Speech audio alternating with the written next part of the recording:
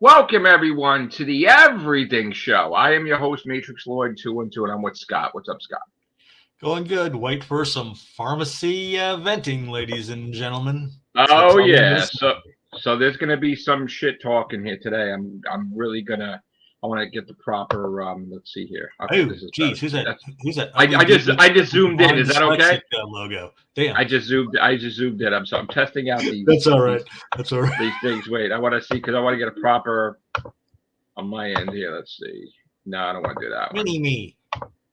No, I don't want to do that one. I'm trying to choose like to take. Can we do that? No, I don't want to do it. Okay, hold on. That's good. All right. We're going to be a big close up. All right. So here's the deal. There's been some issues. People know something's wrong with me, obviously, when they can see my demeanor, they can see my face, they can see certain things. Everybody knows life is an open book. Okay. So they know when Matrix Lloyd 212 is upset, Matrix Lloyd 212 is not gaming properly, Matrix Lloyd 212 is whatever. It is true. So recently, and I said to my company I'm going to do this, but recently I was wronged in such a way. I'm not going to really go into crazy details about it, but my retail slash medical job um, really did the wrong thing in my eyes, right?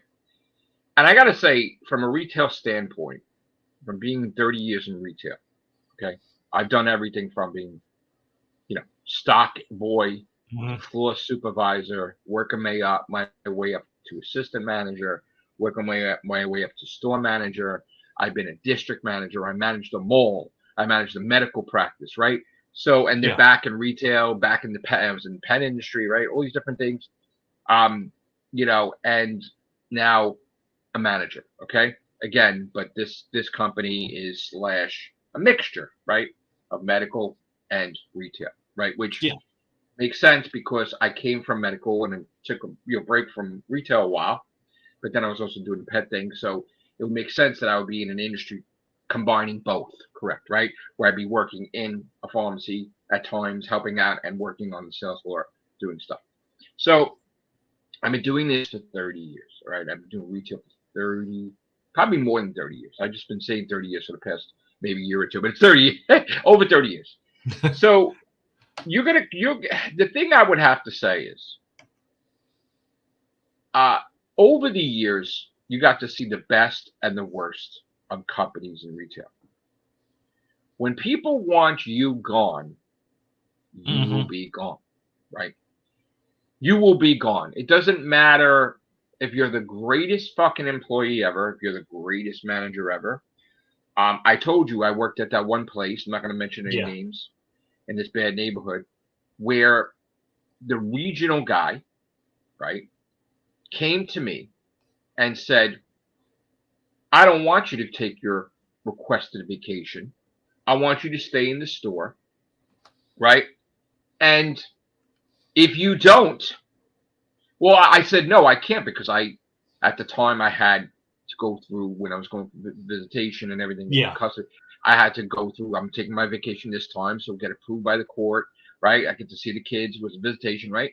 I couldn't just switch my vacation. So it's a whole process. Like I had to pay lawyers. I had to do this stuff. I'm taking my vacation this day, right? So I explained this to this guy. I can't just switch my vacation. This was like over a decade ago. You remember?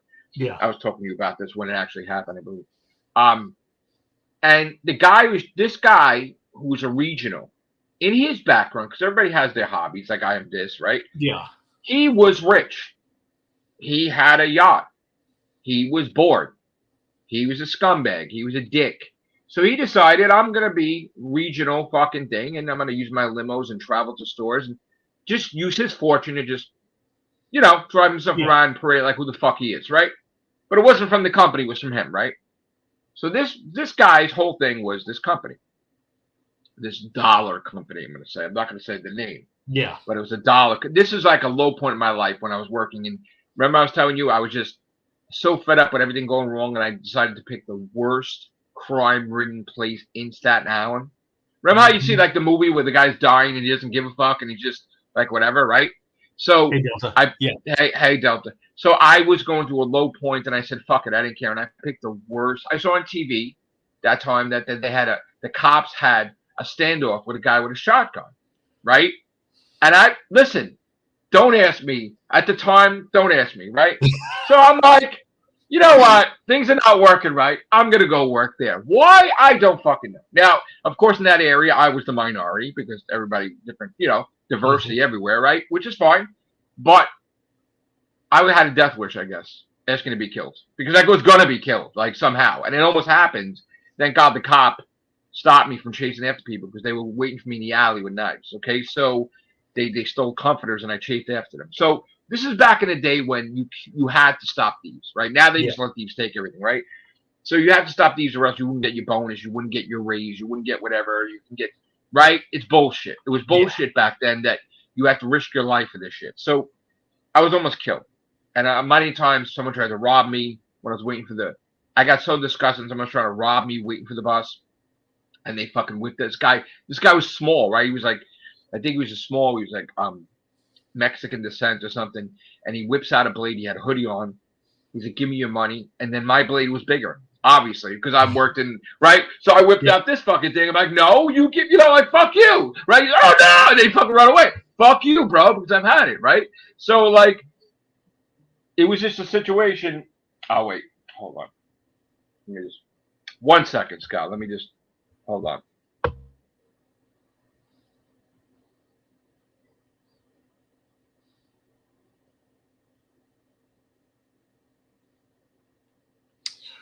Well, while he's on pause, I remember, I can say this now because the place is now closed. Sears. One of our security personnel, which we found out later was not a good thing to do, asked us to chase after this one dude who stole something.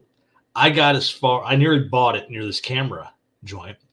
I stayed behind this one guy in Walmart for I forget how long. Yeah. And I realized I go to call my my dock manager. I reach in my pocket and go, oh, damn it. When I went to, because I was getting ready to get something for grab from the machine, I guess I pulled my phone and all that other stuff out and didn't realize I left it behind. Well, I stayed behind this guy for about 3 or 4 aisles, and finally he disappears.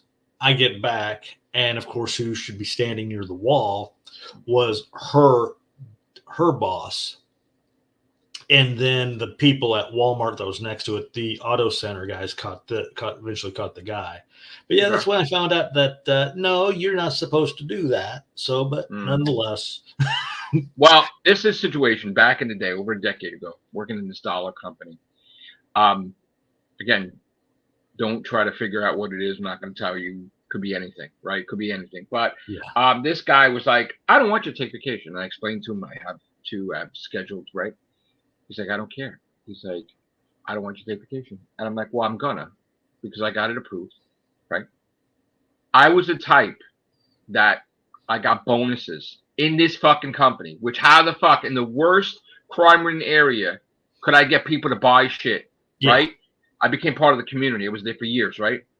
So I was getting bonuses, right? I was going to move up, right? The DM at the time wanted me to go to the stores with him. We were going to go, right? I was going to go, and I like how because I wanted to do all that, right? He goes, well, I'm going to tell you what's going to happen. If you don't cancel your vacation, when you get back, the way payroll is, of course, you're going to be doing truck, and then everybody's going right into time, whatever. The moment you finish that final box, I'm going to call the DM and tell him to fire you. So I make sure that everything's done. I'm going to call him to fire you. So my DM thought like this was a joke, this whole thing. Yeah. Right? That he should be sarcastic. He wasn't being genuine. Right? So I'm like, well, you do what you got to do. But I've always come here. I stay. I'm on site, whatever. I was working whenever you needed me to. But this one time I want to be with my children, So I'm not going to sacrifice that because that's precious to me. I won't be able to go on vacation with my kids. Right? And I wasn't really going anywhere, so stay vacation. Yeah. Right? So I go on vacation, get to be with the kids, come back, doing the truck. The guy's like, all right, well, as soon as you're done, we're going to go. We're going to drive into Jersey, and we're going to go to this meeting together, and want you to talk. And, no problem, man. Whatever. Company person. I love working for the company, whatever. Guy calls up. Yeah. Is the final box done? Oh yeah, he just finished. He put the last chemical out. We're gonna go to the meeting. Okay, fire him. What? Fire him. What do you mean? Like, I thought you were joking. We're going. He got bonuses for the month. The store's doing better and one of the best in the district. He's doing great. Everything, you know. What are you talking about? I want him fired. So what did I tell you? Seriously, how could you do this? I don't care. This is what I want. It's whatever I want. I'm the regional. I don't need a reason. So he gets me in the office. I'm like, you ready to go? I got my coffee, whatever. Yeah, I just got his coffee and everything ready to go. And I gotta tell you, I gotta let you go. And I'm like, what? He's like, yeah. I'm like, the regional? He did this shit? Yes. So I was livid. Livid, right? I used every type of contact that I knew in this company, right? I think I even called the fucking owners of the company. I went into Manhattan. I got this fucking UJS law firm, right? I was going crazy, right? It wasn't a matter of hurting the company. Yeah. It was a matter of fucking this guy here. This guy, right? Somehow, some way, because I'm just fucking like that, right? They looked at this guy's track record and they looked that there was all these lawsuits because of him doing all this shit that they had to pay lawyers to deal with. Mm-hmm. Then they never really looked at it before, right? They never really looked at this guy had a fucking ego. He was just not giving a fuck. Somehow, all these people listen to me. Everybody listens to me. They fire this guy. So listen to this shit. The funny thing was, I got something. I call because I want to see the paranormal thing. Yeah, we'll do that next. Yeah. I call, and they were laughing, saying this fucking guy was crying like a fucking baby. Crying like a baby. This guy whipped out thousands and said, Albert, change your mind. Tried to bribe the fucking company. You're shitting me. Here, change your mind, please. This is all I know. This is all I do. What will I do with my life? I'm rich, but I have no purpose. Whatever. He's crying. He's like, I fucked up. I realize I fucked up. Please. No. And because he admitted that he fucked over some key people that were great in the company just because in a mood he wanted people fired. Done. Right? I don't know what happened to that millionaire with the yacht, but you know what? If you're around, go fuck yourself. Okay? Eat shit. And so the moral to the story is it's all about egos. It isn't about whatever. If a company or an individual wants you gone, you will be gone. Even if it's not right, even if it's not just, even if it's not. Now, there's all these tricks. I used to be in loss prevention. I used to be in management. So I know all these fucking tricks. So you're tricking the wrong fucking person. I was working for Sears twice. I have a strong feeling that they were trying to get me to leave. We had this one. We called her Edie. All right, but her name we called her Eddie, but her name was Edie. Because it was real strange. It was like one of those 1 week I'd get enough hours to cover myself. The next week is like Scott who? Right. Well then, so I thought, fine, I'll go over and work for another one of the other mall places. I forget which one it was off the top of my head, if it was the one I'm working here or one closer to the food court. Right. But I started getting this. I was doing the whole orientation. I thought, something's just wrong. And I told the little gal, I'm sorry, I'm not going to be able to do it. And she was said, oh, man. It couldn't have been more than a week later I'd gotten full-time at Sears. Right. So it's like, wow. Then our next to last manager and district next to last manager and assistant manager Right. was being a real douche. Right. And put me on as an MCA. I think that their way of trying to get me to quit. Right. But once again, I held out. They shifted me back to the dock, and of course, who should last from 02 to 2019 as their longest running receiving associate? Because I still to this day think that those were 2 attempts to get me to quit, but I still. It's funny. It's like the shit that I had to deal with over the years that you've been around for a lot of it, right? And I would tell you stories and you would shake your head like you couldn't fucking believe what was happening to me. It never fucking ends. You can write books about it, which I won't, but at least I don't think I will. But never know. But even with KB Toys, the bullshit that they put me through, when the company at first time was doing horrible, they promised me a package. I promised everybody package, and we got no package. My store actually wasn't going to close. This was before they actually closed, right? Yeah. My store wasn't going to close, but because the landlord wasn't fixing anything, they added it to the list. And I didn't trust what was going on, so I immediately got another job at Jo-Ann Fabric as a loss prevention, right? And I was working 40 hours there, 40 hours in KB Toys. I was working 80 hours a week, right? Until KB Toys ended. It was the worst week of my life because KB Toys ended, right? And I was in the newspaper about it. I was out to dinner with my staff from KB Toys. I was working in Jo-Ann Fabric, and my father died. Ooh. Right? Around that same week. Yeah. So I was in the newspaper with my company, whatever. I worked for a new job. I'm there not even I don't think I was there a day or two. My father died. Right?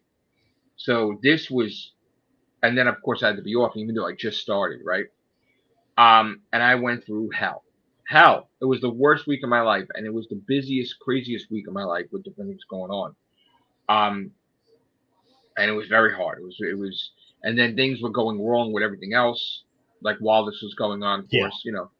So I went through crazy shit, and I wound up going to work for EB Games from Jo-Ann Fabric, right? Video games, which of course that was right up my alley, and I enjoyed that for a while. I wound up going back to KB Toys, even though it was kind of right, and I became store manager of the store that I started with, which was a goal. Cool. Like you had a personal goal, right? Yeah. So the store that I started with, I became the store manager of, right? Which that's what I wanted. That was always the thing, right? I never wanted to be promoted when I was assistant because I was happy, whatever. Yeah. And I didn't want to travel away from the kids, right? So, but when I came back to the company, I came back in as a store manager with my retail experience. But then when they made the wrong decisions about getting all those lead toys from China, they were doing horrible. They asked me to take a pay cut do it for the company. And I said, take no. one for the team, and hell no. Yeah, I already took stuff. How much more? Why are you blaming the managers for you getting toys from China stuff in that had lead poisoning, and then you had to the whole super value thing went out the window, right? Because that was your whole thing you're trying to do to save the company. It failed. Yeah. And I had the guy called, the guy that was the head of KB Toys was calling everybody to get their opinion. So what he did was he called the people with the company more than, I think it was 5 years or above. And at the time, there wasn't that many because they were getting rid of people left, right? So at the time, I think it was combined 8 years with the company. And I told him, you need to get rid of this super value nonsense. You need to go back to form the way you were. We had exclusive toys from, like, say, Star Wars. Yeah. Exclusive things with companies from Toy Biz or whatever. Get the video games like you used to, right? Everything the way it was that made you a success. And you'd be making money hand over fist. Right. We're not going to do that. We're still going to stick with this. Somehow we're going to come out of the lead thing. We're going to do it. And I was like, but all this stuff you're doing, you put TVs in the stores, right? You don't have any of the products that's advertised in the TVs. You had SpongeBob. You didn't have that much SpongeBob's on. You have Dora. So what are you promoting? Are you just having TV so kids could watch, but they'll leave? They're not buying anything. The parents are not buying them. You don't have anything. You don't have any big things like you used to do. So why do you have TVs in the store if you don't have that product to push? So they did stupid things. And I you know what? They came to me. They're like, I'm not doing it. I'm not. And the guy was nasty, and they were like, they made you pay for the fucking shirts that you wore. Oh God. In the end, and I did. And the funny thing is, they tried. Some people said no, right? When they let me go, they're like, we want the shirts back, right? But right. You know how disgusting that is, right? That I'm right. So this dick tried to embarrass me, right? That I'm wearing the fucking shirt. So if I took the shirt off, it's warm time. I'm gonna be shirtless in the mall. So I go because I saved everything like a hoarder, right? I went into my wallet. I said, here's my receipts for all my KB Tour shirts. Guess what? Now you're gonna do a refund? Oh no. I thought you were one of those managers that fucking. I thought that you were one of those managers that just took this. No, I buy everything. Okay? Even if you're gonna no. If it's repurchased, don't give me this shit. Even if like a company says you're only allowed 2, I take 2. Unless they tell me they give me 1, no. So don't start that shit. So I said, no, buddy, you got the wrong person. I'm the most honest person there is. Are you crazy? I used to chase after everybody, catch it, please. So give me I don't give a fuck. Your company's doing horrible. Give me the refund now. I have a list of. I bought tons of shirts. I'll go get them. You refund this. I'll go shirtless, and then you know what? You're gonna have a fucking problem. So he's like, I'm sorry. Okay, I was a jerk, but I'm still letting you go. Okay, fuck you, bro. Fuck you. Okay, eat shit. Your company's going down. I don't give a fuck. Fuck off. And it did. Right? It did. A month later, goodbye. Fuck off. So. You know what? I give it my all when I work in a company. Give it my all, 100% as if it was my own, right? And I come in all the time and come and work for this one. I come and work for that one. And look, the way I had it now, with this place, I just want to close and I want to open, right? And I just want to do my gaming thing and I'm done. I don't want to be store manager. I don't want to be big a title. I know everything about everything in there. I want to go in there. Do my thing, go home. I don't want to be bothered, right? That was the way it was with Sears. Right? That's the way it was with I don't Sears. care about closing. People are like, for so long, it got to the point. Said, "Why don't you be a manager?"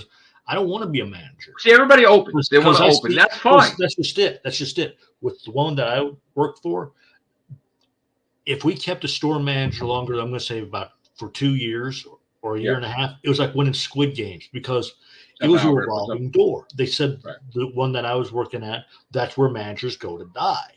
Pretty much, and it's true. I mean, I at some point in time, I lost count of how many store managers, department managers, district managers we went through.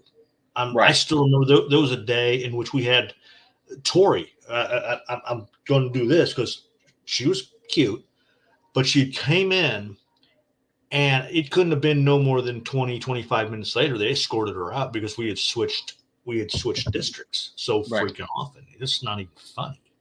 But this happens all the time. Like, so my thing is, I just don't want to move up anymore, right? Yeah. I don't want anything that's going to ruin what I have in my spare time. I'm gaming, I'm doing my thing and my leaderboards, and I like it. I close. And this is the thing. They have a shortage of people that want to close because they all want to open, right? And I'm fine with that. So they don't bother me, right? They just I close and they love it that I'm there 5 or 6 nights a week because sometimes I'm there 6 nights a week, right? They love that shit. I'll work every holiday. I'll work everything. Just leave me the fuck alone and don't let me open, right? That's it. And it was a great relationship as much as possible. Listen, it was a great relationship. It went well. I was even in the pharmacy. I even had a thing on my title with the pharmacy. Everything was going great until bullshit happened. So let's talk about bullshit in this company. I was lied to in this company about moving up. I was told to take a position. If I took a certain position, remember I was on. Yeah. If I took a certain position and was in there and I could do different things, they would give me the title that I wanted at the time. So I actually had a conversation with the actual district manager about it on my phone. I said, all right, I'll do this. So I did that. Something happens on the sales floor, right? And I'm going to talk this story because it really bothers me to this day. They have these things. They have self-checkout and they have coupons, right? Self-checkout, in my personal opinion, is the worst fucking thing in existence. I agree. Originally, self-checkout was supposed to replace workers. So, Mhm. so of course, the company saves 200 hours probably I will say store. this real quick thing about the Or self checkout. 250. Just real quick. To me, self checkout is for those people who have, like, let's say 10 items or less. To me, that's how that self checkout should be. And then the ones with a cashier are the ones which you have more than that. But of course, it's changed. So You need a car, Delta, because to drive around, especially to work. yeah, So I can understand why your dad wants you to have a car. You need a car. You can't be, it's the worst if you don't have a car and you're that young to go to work. But anyway, what was I saying? Okay. So self I'm checkout. going to give you an example. So I'm going to give you an example. So the idea was this company was going to save so much money. So in other words, the hours that they would give to the people, now they cut from us 200 hours or maybe 150, 150, whatever it was, right? Whatever amount it was. So they put these 2 self-checkout machines in there.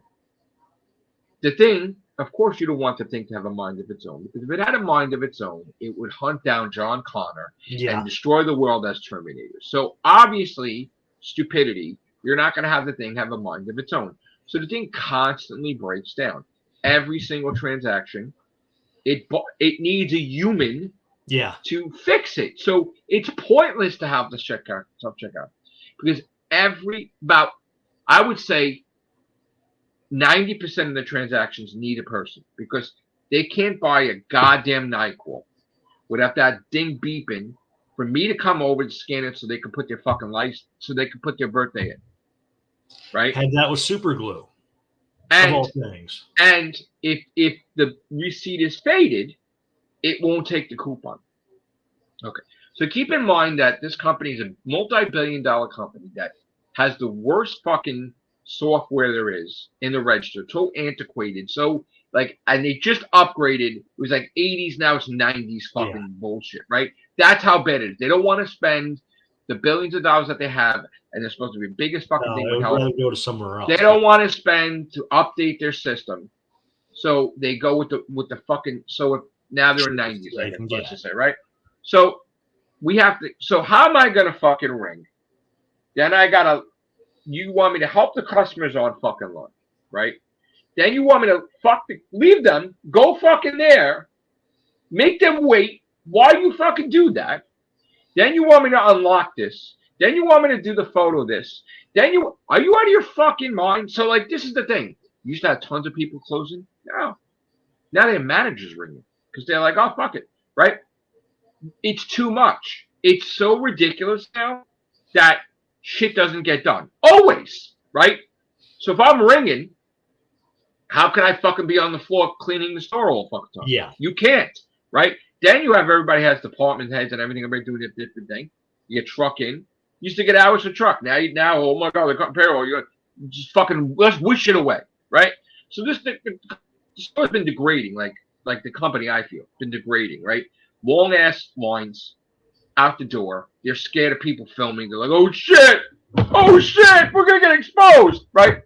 All they care about is paying off the billions of dollars they owe in lawsuits. So they cut payroll. This is what they do. They cut payroll so that way they can try to pay it back. Now, they showed a profit last year because they saved $3 billion on the side, thinking they were going to spend, let's say, $6 billion or whatever. They had $3 billion left, right?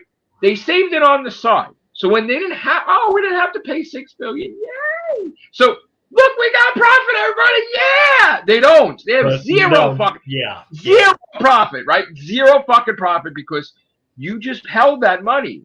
What are you going to get sued this year, right? So every single time they would I'm going to buy a company. I'm going to buy a company. I'm going to buy a company. So they keep buying and buy. They're trying to grow, right? And they can't. You ain't doing shit, right?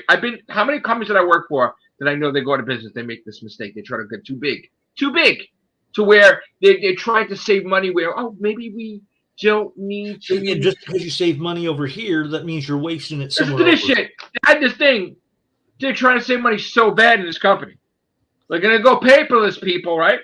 Oh, they didn't print the fucking schedule that everybody looks at, right? All of a sudden, the kids don't show up to fucking work because they don't fucking have a schedule. because they don't know they have to get an app, and they don't want to have an app because they want memory on their phone, right? You can't force them to have a fucking app. I wish you could go online, but you can't. You got to go onto the but computer. You can't force them to have an app on their phone, because then if you telling them, then you have to pay for their phone legally, right? You have to pay for their phone. So this company thinks they can dictate to you, like, I want you to take this vaccine. If you don't, you're fired, right? They're getting sued everywhere, even from the workers, right?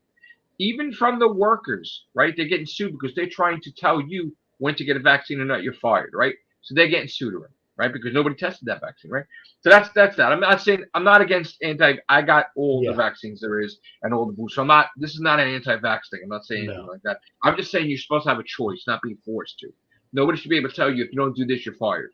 You don't control my body, but now that you're trying to, you should be fired. You should be sued. So anyway, they did this. They got fucking sued, right? They're doing this. They're writing their own scripts. They got fucking sued, right? In Florida, whatever, different things, right? So they're getting billions. So they're like, we got a profit, everybody. Yet no, you don't have a profit. It's a lie. It's a lie. It's just you held money on the side, and now they cut payroll to pieces. So guess what? They still keeping their bonus. Now that one person is doing 5 things, the pharmacy lines are down the thing because they don't want to pay. And so what they did was with the pharmacy, they have the people in the store use the payroll to help them out, and then get screwed in the store. So then how the fuck? So then guess what? Everybody's walking out the motherfucking door, right? Because now the one person in the entire store is by themselves.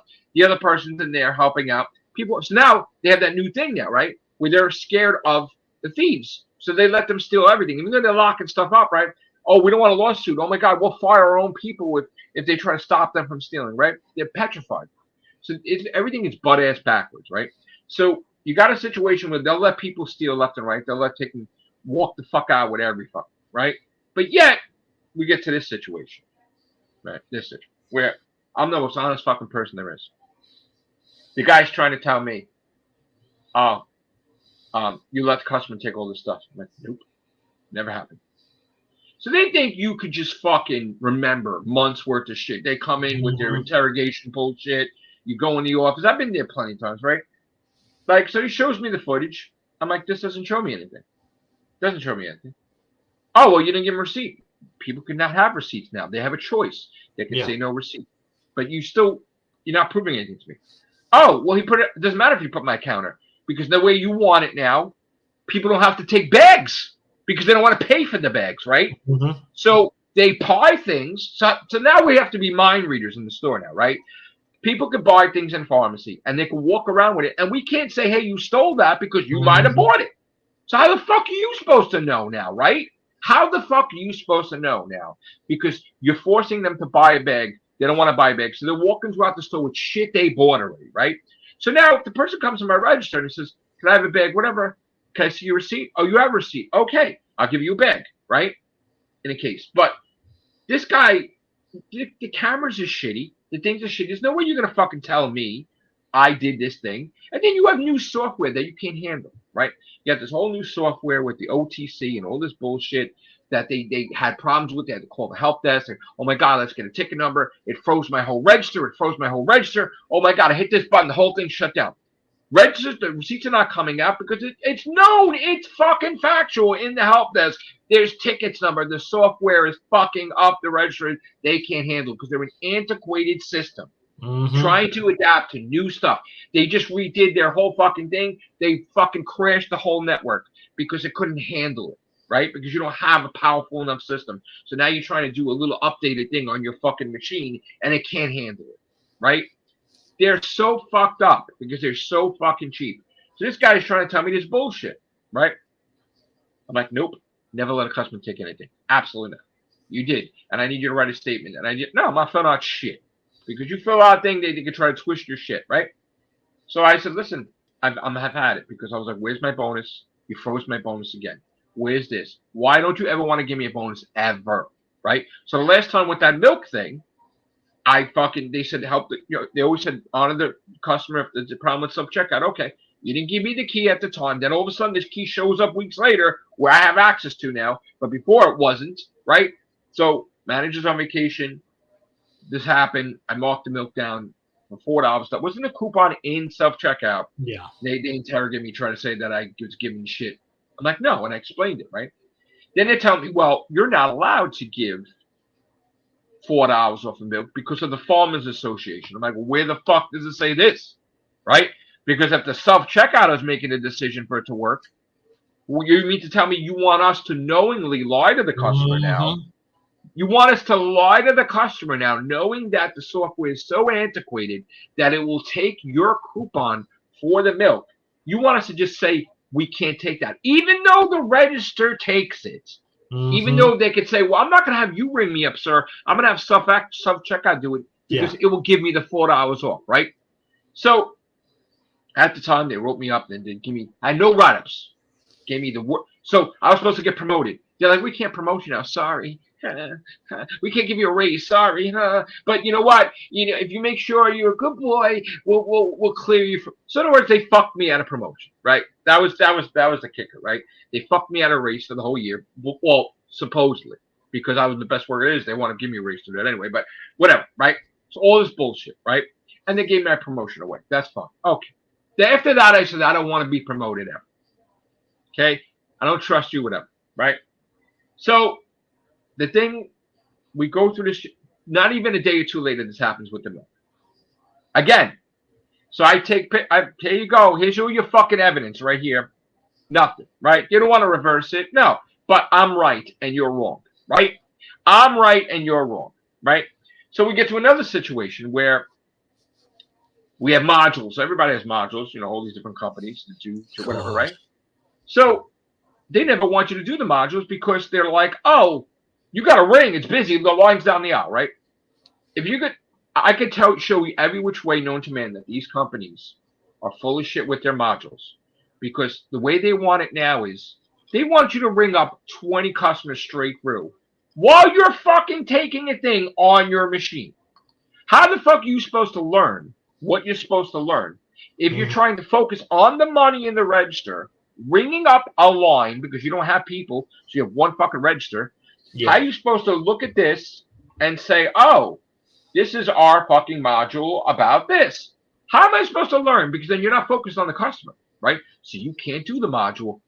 You have to be in the fucking office, sitting down with no distractions the way you're supposed to do, and do the module. So that way, this is even with the pharmacy. How could you fucking do that?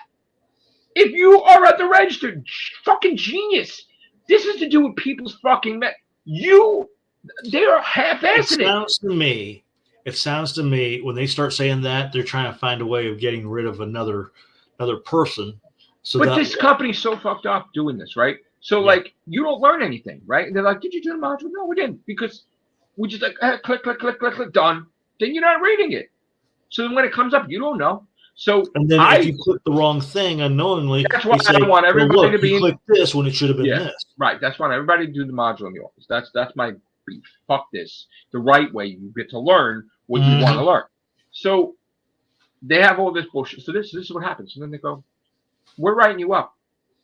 I can't get written up on my final warning, which they went 0 to final. Well, you didn't do the module for pharmacy. I'm like, well, you never let me do a module. You never give me hours in the store to do it because you're always shorthanded, right? Well, I'm gonna write you, but if you write me up, I'll be fired. So the guy goes, the corporate person, well, this will be your final. So wait, so now you're gonna say that another year is gonna go by, and I'm not gonna get a raise again, and a bonus comes, I'm not gonna get it again. Yeah, you legally can't do that. What do you mean? Because you won't let me do the modules from home. So I have to be punched in to do the module, right? But if you don't give me the time, because you're always worried about payroll, you have to give me time to do the modules. If you don't, I can't do it. And you really don't want to do that, right? So this is not going to last. This is not going to stick legally. Like, well, I'll worry about that. You can still have your job, don't worry. But you're going to screw me money. Well, you want to be with us or not? Okay. Fine. Lo and behold, no bonus came in, didn't get it. Okay. Something happened. Manager grabs me. I'm not going to say who. I'm not going to say even what's my store or whatever. Someone that, whatever, and said, by the way, they removed your last final write-up. Why? because we found out from the lawyers we're not allowed to do that. Oh boy, there's a shot. Really? Fucking really? Really? Yeah. So that's So does that mean I still get my bonus? wait. So then my review comes up. So they're like, "We're gonna give you this raise. It's great, whatever." I'm like, "I thought I'm not allowed to." Like, yeah, we would pull some strings and put it through. Okay. So now we get to that 1 week I was telling you, right? $1,000 shows up in my fucking bank. What the fuck is this, right? So it must have been a legal thing, right? Or maybe I said some things that maybe I pursued. You know that famous lawyer on retainer that they love that meme of me, right? I might have said some things like that. All of a sudden, the legal decided, hey, it was wrong for us to take away his bonuses. We're going to give it to him all once, so we tack the fuck shit out. So I get it, and I call up my boss that he wasn't, whatever. He says, it wasn't my doing. It was my boss's doing, whatever. So, but don't tell anybody because everybody get upset. Why would they get upset? They got theirs, right? Fucking a year ago, right? So now we get a situation today where I have no reps, I know nothing, and this guy comes in and bullshit, and I'm like, listen, I had enough. So my thing was, right? If you're trying to go all these words that I'm not a thief, but you're trying to make it like a thief, right? So you're gonna leave right now, right? It's all bullshit to me because if you really believe that, you would terminate me right there and then. So you want me to get the registers at night? Thousands of dollars, right? Take them in and you want me to count the safe with money in there?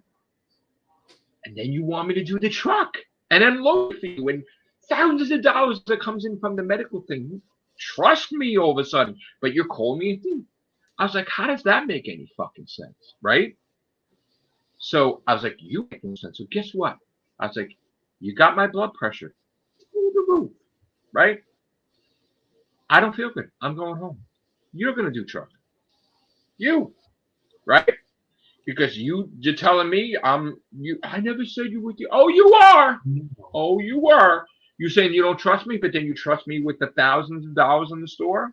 You're full of shit because you don't want to give bonuses out. So every time the bonuses come along, you pull this bullshit because you're a grimy fuck and your company's grimy fuck, right? So you want to pull this shit and all this. It's all bullshit, right? Hey, Dubs. So I said, I'm going home, and you could do truck.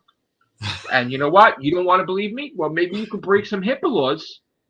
Like you don't give a fuck, right? Maybe you can break some HIPAA laws and find out what medicine I take. Okay? Probably will anyway, right? Maybe I'm on blood pressure medicine. Maybe I'm not, right? So I'm not quitting, but I'm going home. So I go home. Fuck you. Let them do it. Nobody wants to do truck because I'm the only one that can, right? God forbid. So then they had to eat it, right? They had to deal with it, right? Fuck you, right? They had to deal with it. Of course, they probably made the wrong person do it. They don't care. So now, of course, I was loss prevention. So I want to investigate. That's like it's like investigate your own murder, right? I want to investigate my own case, basically, because I have the knowledge. So they want to take that away from me. Oh, no. They don't want me investigating at all. God forbid. No, because he knows everything about every rule there is, and we don't know shit. So he could find something, just like I was telling him about the fucking loophole with the fucking module. Oh, shit. Oh, shit. So they're like, I got a message. Yeah, you're off today. I understand. I get person calls me. Yeah. I was told I have to suspend you. And I'm like, oh, really? Oh, no, you can come in the store. So, yeah, but meaning I'm not allowed in the back to look at the cameras and look at the videos because you don't want me to clear my name. 2 to right. 1. So, and I also got the bullshit of, when he was talking to me, you're not allowed to talk to any member of the staff about this case because you will hinder my investigation. Right? Okay. So if I'm not allowed to investigate my own case, right? Yes. Crash Bandicoot 3. I'm sorry. I had to talk about this. Yes, I apologize, guys. Okay, so yes, I heard about Mike Tyson fighting Jake Paul. I'm a huge fan of Mike Tyson, and even though I'm a fan of Jake Paul and Logan Paul, I do feel Mike Tyson's going to beat Jake Paul. That's that one. Yes, this is the post sagas are funny. Probably more will continue. Crash Bandicoot 3 Platinum is happening. Because now that I'm just explaining that I have fucking unlimited time on my hands because I'm suspended, that I will be playing every fucking day and streaming every day and maybe trying to make some money every day streaming because, you know, it's going to be even more post-saga, right? Or maybe not. We don't know because I'm getting worse. But anyway, yes, the crit. Okay, so this is what's been happening. In case you haven't been watching the live streams, I'm gonna go back to the retail saga, but I've been playing Tekken 8. So I've been trying to get all the trophies for Tekken 8 to get the platinum. At the same time, I am doing Rayman Legends daily challenges to get the final level awesomeness and get the ultra rare platinum of Rayman Legends. At the same time, I am also working on Crash Bandicoot 3. It's a bullshit thing. Oh, hey, super. Right now, we'll find out, but it's just a bullshit thing because they don't have payroll, they don't have hours, and they're trying to get rid of the people there the longest, so they don't have to have full timers, and they can just have part timers and replace everybody. That's my theory, but we'll see what happens. Because everybody's full time and they can't afford it, and they're trying to cut hours, but then you can't go against the rules and not give the hours to the full timers because it's not going to be like Survivor, where people are going to fight for each other's hours and beat shit out of each other. So this is the problem. They don't give enough payroll to the hours in the store that has too many full timers because they legally have to give those hours, right? Legally, because they didn't ask for this nonsense. They didn't ask for the customers to get. They didn't ask for the company to have billions of dollars in lawsuits and try to save a buck. So they have to legally give the hours to compensate for all the full timers, plus extra. You're legally supposed to have a cashier, right? Not just managers. So they're not doing that. So they're trying to play games. So they're coming in. They're trying to find anything they can to get rid of whoever. And technically, they could probably get rid of you any which way without thing because you sign a contract, I guess. About you could get fired for anything, whatever. They said, "Oh, we don't like your fucking, you didn't shave." They could do anything really. So, I'm fighting it right now. So they suspended me, so now I can't investigate.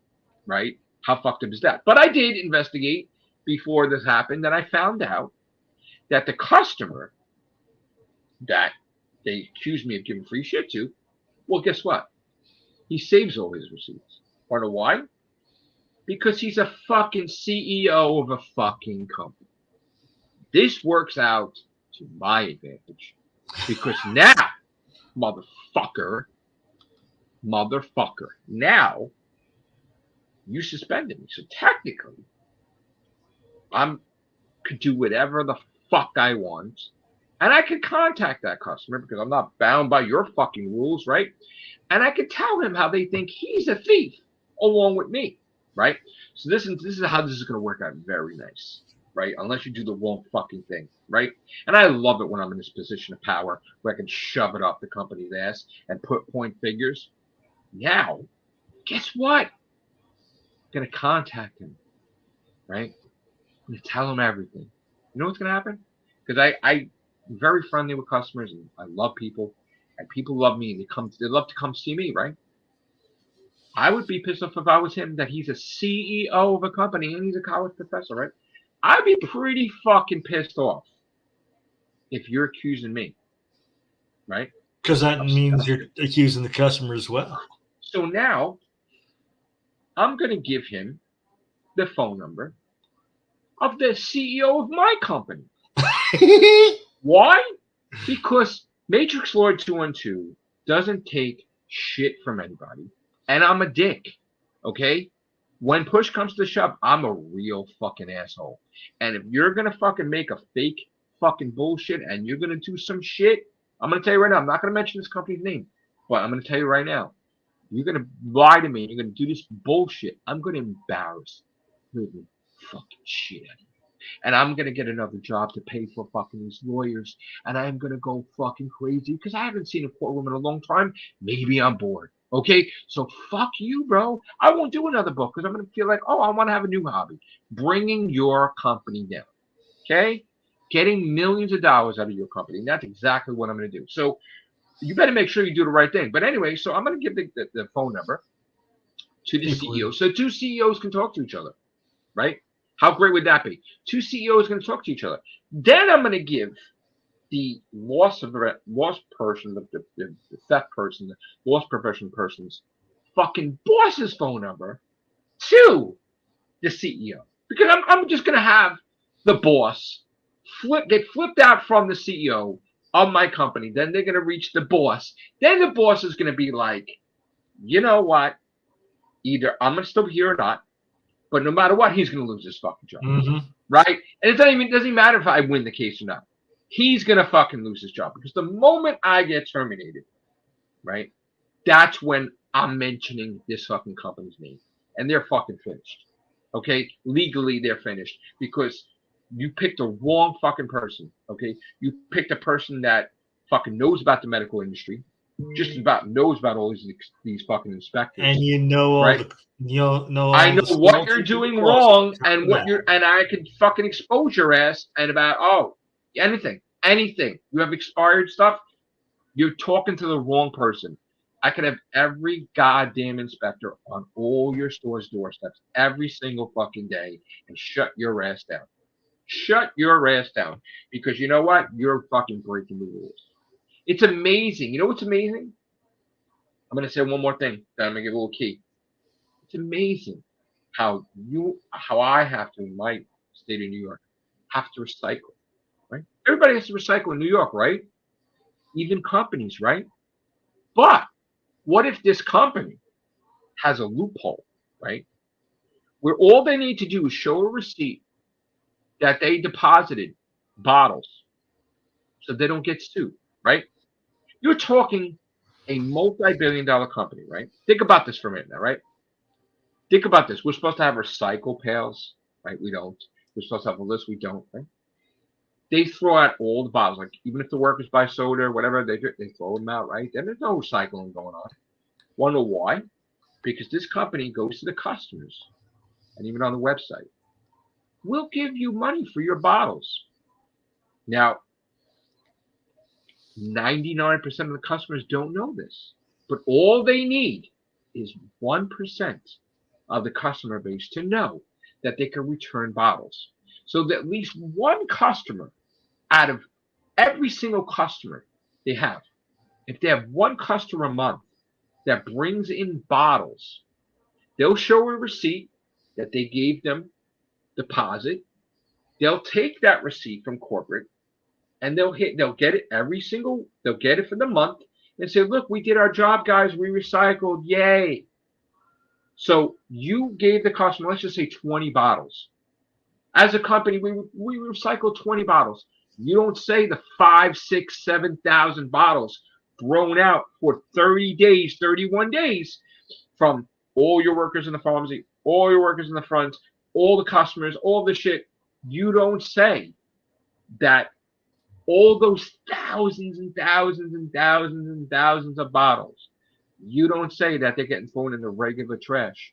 And you don't find this company because they have a loophole. They have a little receipt that says, hey, we just deposited $20 worth of bottles for the whole entire month. So you're not going to find this New York City. Yay! Guess what? Maybe if you're watching this video, now you can, because this is the scam that they do. This is the scam that they do. Just like they didn't want to pay for, we have to have a cooling system now because the COVID shots have to be a certain temperature. Well, guess what? They don't want to pay for that. So where do you think they put that fucking vaccine? With the Coca-Cola and the Pepsi. Yeah. In a fucking cooler until they got a thing for that.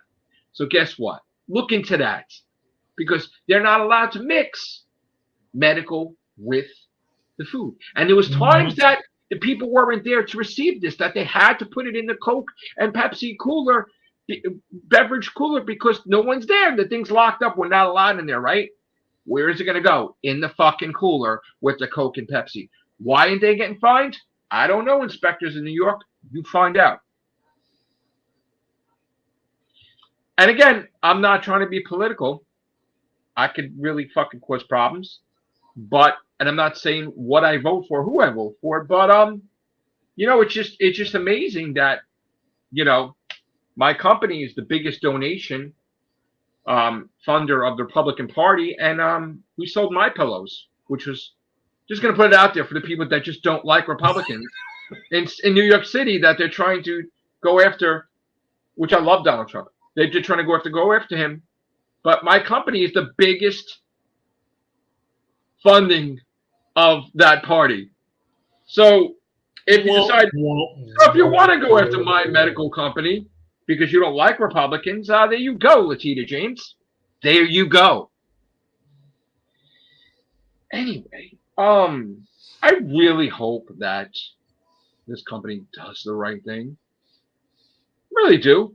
Yeah. But I have a feeling they're not.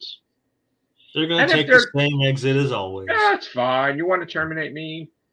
I'm not going away. Sorry. Not going away. But you will give me a lot of content if that's the case, because the moment I'm terminated, they already are, basically. Right. The moment I'm terminated, I will mention you, and we may even see characters show up in these businesses like Joey Jupiter, Sky Havoc filming. It may happen. You know what you could also do? You could make a play on your name of this company too, if you want. Look at how these motherfuckers burn. If not your name, then one of these alternate universe versions of yourself would have a play. Because we have multiple YouTube channels, not just one, right? Yes. So yes, there you go. Every character has a YouTube channel. There's a reason for that. And if something happens to you, then who's to say that somebody from that alternate universe may happen to have this company's name? It's amazing that Joey Jupiter has a YouTube channel. It's amazing. I know. That Joe Gotts has a YouTube channel. He has a YouTube channel. It's amazing that Mandacor has a YouTube. Everybody has a YouTube. It's amazing. I have a gaming channel. I have Matrix Lord Regular. Everybody has a YouTube channel this day and age. Even alternate universe personalities. Yes. So if one channel goes down, then there's other fucking 10. Right? Yes. Fucking amazing, right? Yeah, isn't it polluted? It's just amazing.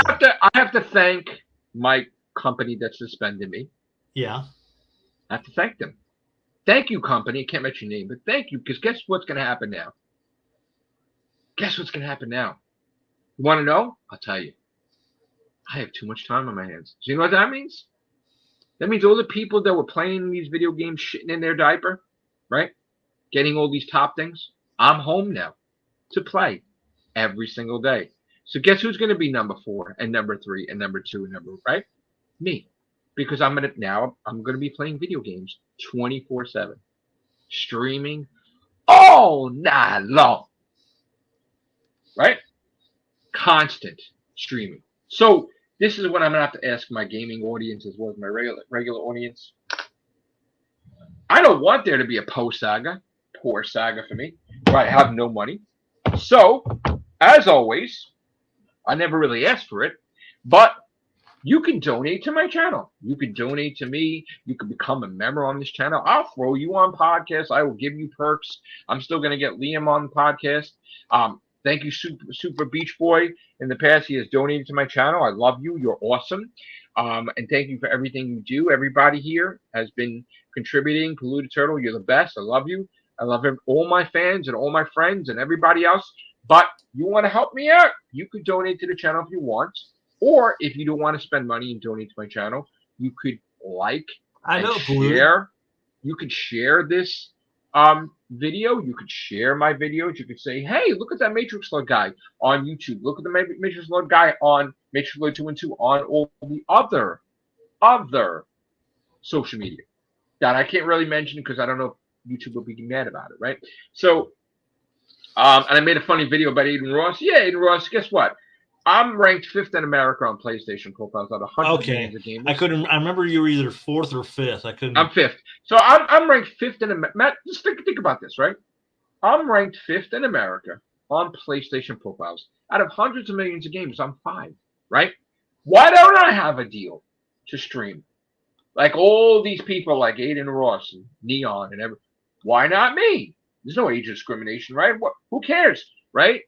Why don't I have a deal? And if I get $1 million, just imagine, Scott, if I became a millionaire, what the fuck would happen, right? Oh God! Holy shit, bro! Holy shit, right? You don't even know this. The whole fucking planet would change completely because the world ain't ready. The world ain't ready for me. Oh God! The world ain't ready for me destroying everybody's gaming record.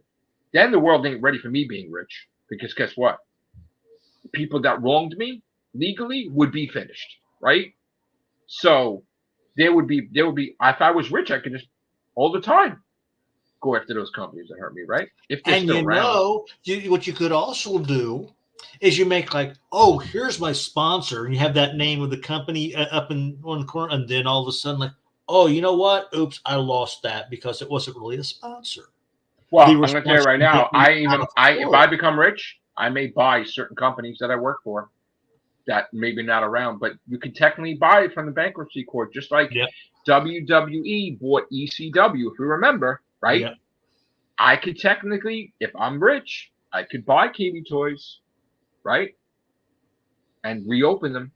I could buy Toys R Us and reopen them, or I could buy whatever because it's a lot more cheaper than it used to be, correct? Mm-hmm. So if I become rich, don't think I won't.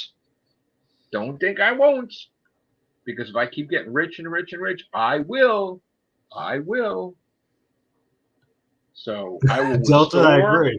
I want what I want. I want the toy stores back. I want the fucking places back with the hot Italian bread that you got on a Sunday. I fucking miss all the shit that's gone. I will restore whatever came before that I can. So that way the next generation could enjoy it. Okay? Why can't you just go into a place like an ice cream shop and just fucking chill from school, right? Yeah. Without any problems, right? And of course it would be different though, because in this day and age you would have to have bouncers, right? Like it'd be a nightclub, but it'd be like a nice ice cream parlor where kids could just eat so to make sure nothing goes wrong, right? But then you would have to have bouncers because it's a different times we live in, right? You don't want kids kind of destroy things. So you want to have something nice for them, but you don't want them to destroy what you have, right? I would fucking, please, if I was rich, I would fucking donate to my high school, right? Give them the best computers ever, my library. I would try to help my community. What are you, crazy? You have no idea what I would do for Staten Island. I love Staten Island. I would go crazy helping Staten Island out. But I'm not allowed to run for office because I made a deal, a promise. It was a deal breaker. Sharon said, it will be over because she knows the way I am. Right, Scott? Mm-hmm. I wouldn't rest until I have every title there is in politics. I would have to be president of the United States. But I wouldn't stop until I get to be president of the United States. So she knows that. So that's why she said no, because you'll never stop. So I don't want to be first lady. So she says, I'm not allowed to run for office because that's a deal breaker. She'll have to break up with me. So I'm like, okay. Then I was planning on doing that, Scott, remember? I said when I get to be 50-something, I was going to start, right? Can't do that. So that's fine. I'll be rich. I don't have to run for office, okay. But I was going to do that. I had every intention when I got to be a little bit older, I was going to do that. Run for, I told you. I planned it out, remember? I said I was going to do a book. I was going to do a gaming thing. By the time the gaming thing would be done, I was going to do an office thing. That was the next thing. And you know what? That's fine. I'll just be a millionaire. But how great would it be? I would get to go see all my buddies and hook up all my friends online. That's always been sticking with me, like Scott and Chris. People wouldn't have to worry. My kids wouldn't have to worry. Are you crazy? It'll be amazing. Amazing. So, God, please let it happen. But we'll see. Yeah, same here. You know? I would love to visit this man that's been with me for what, 13 years? I've lost count. Probably 13 years by my side, having to deal with all these assholes persecuting us, right? And nice people too, but like, he's been by my side. Chris has been by my side. Danette, Vaughn, everybody, Jay. There's so many people. You know, some people don't want to do podcasts anymore. They're getting older. They don't want to be bothered. I understand that. But I haven't done podcasts. He could have dumped me anytime. I just called him out. I reached out to him out of the blue. I said, I don't know if you're free. You want to do a podcast? I'm free. And you're free. He's there. He's there for me. So I don't forget who was there for me, who wasn't. I never forget. Super Beach Boy all the time. See, that's Biggest one of the goddamn problems I hate supporter doing. See, because I do every Tuesday, I do a thing over on Billy too. I'm sorry. Billy also. Oh, hey, Billy. I love the shit out of Billy. He's the fucking best. He has donated too, but he's also been member of my group, the Real Hoovians cast. So, like, not only is he a member, but he's throwing me money too. So, and the funny thing is, because he wants to do do these vlogs every night. But I gotta say, the funny thing though, this is how the world needs to be, like me and Billy.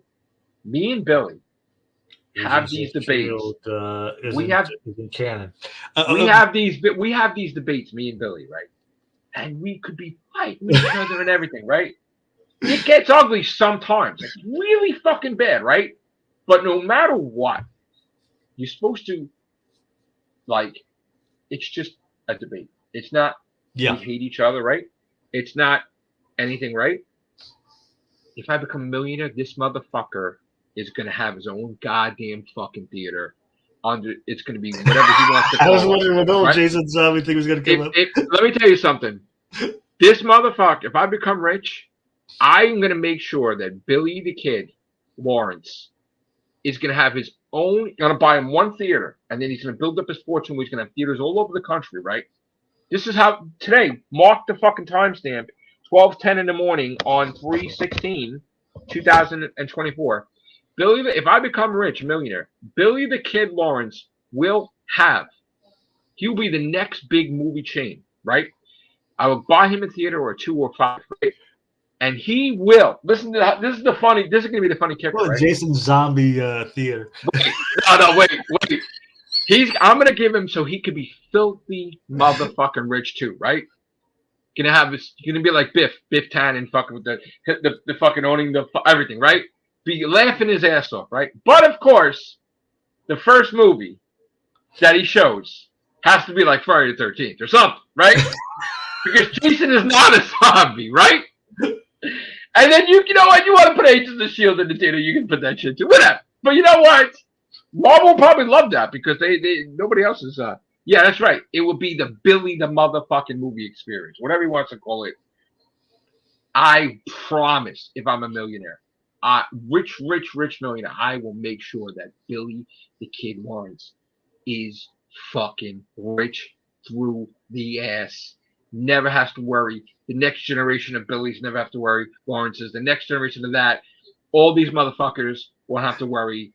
It will be a goddamn thing like the fucking.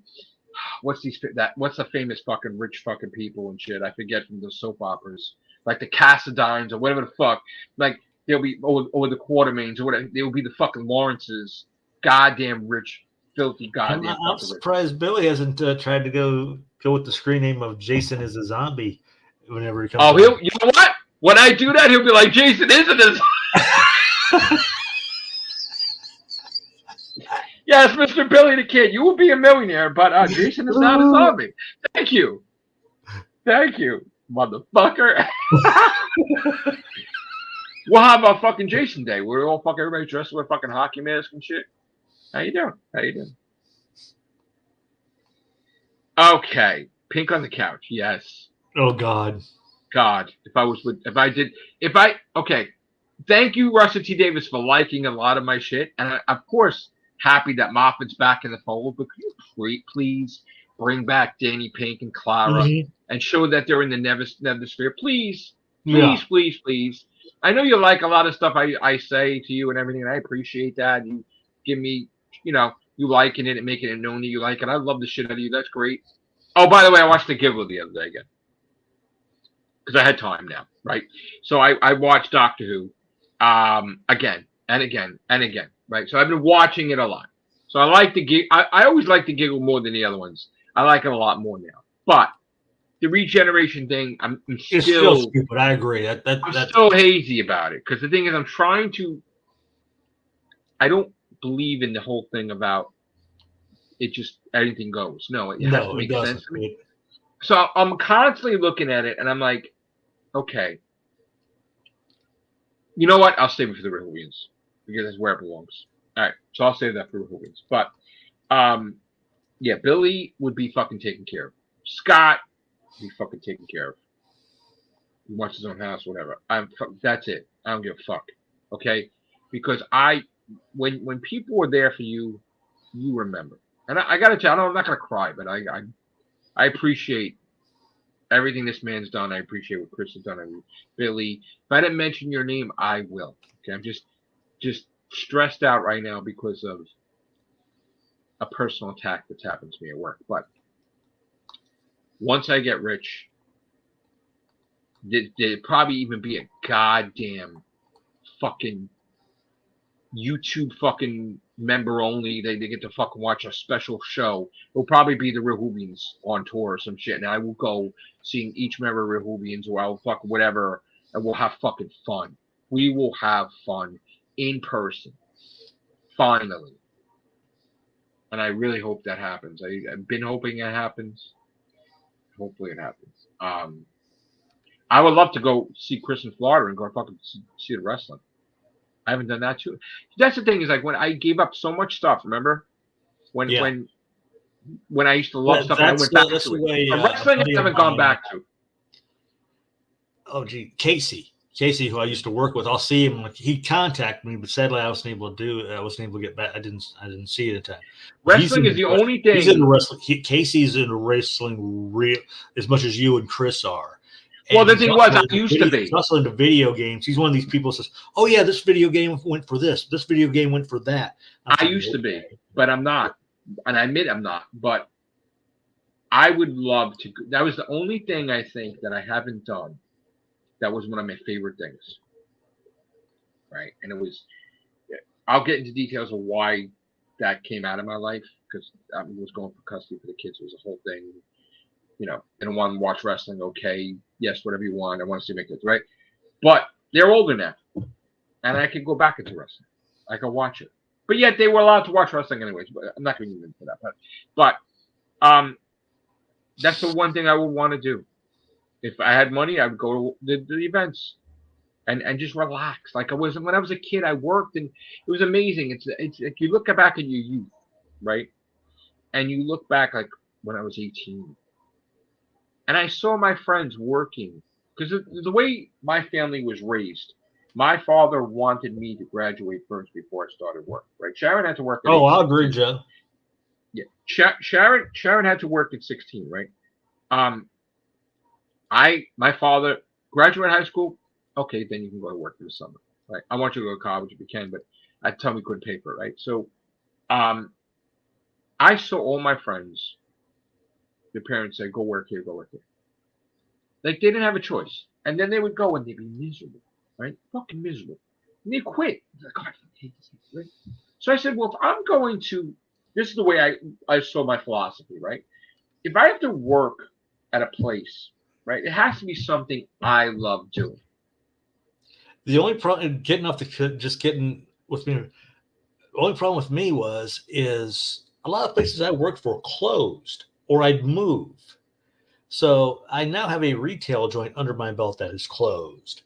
And I'm working on another one, which is going, thank God, real good.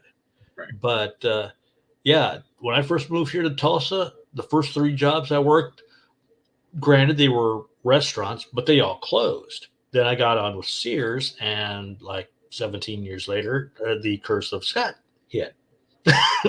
But when I was living in North Carolina, only one place closed. Luckily, not the whole chain. In other words, not the whole chain, but yeah, only one of those 3 places said. I'm going to talk about the Doctor Who thing. Of course, there's no question. If I was rich and Doctor Who was for sale, of course, right? But as far as Spider-Man goes, Sony is never getting rid of Spider-Man. But no. Spider-Man is on my bucket list, of course, to write for the Amazing Spider-Man and have my son Anthony be the artist, which that is still a bucket list event. Yeah, my bucket list is pretty much writing for Doctor Who as well. But isn't it amazing though that I'm about having a cameo in the Doctor Who? I don't care. But, right. But isn't it amazing though that I'm about to be I could be number 1 in America from Sony PlayStation Profile, who own the movie rights to Spider-Man. So I don't know. Maybe if I And am who number knows? wait, Once you let's go, get wait. number 2 or number 1, Wait, you may Scott. get cameoed in a Spider-Man movie. Correct, Scott. If I'm number 1 in Sony PlayStation profiles, Yes. maybe there's a big chance that I could be in a Spider-Man movie because it is Sony and I'm a Yes. representation of Sony Yes. PlayStation.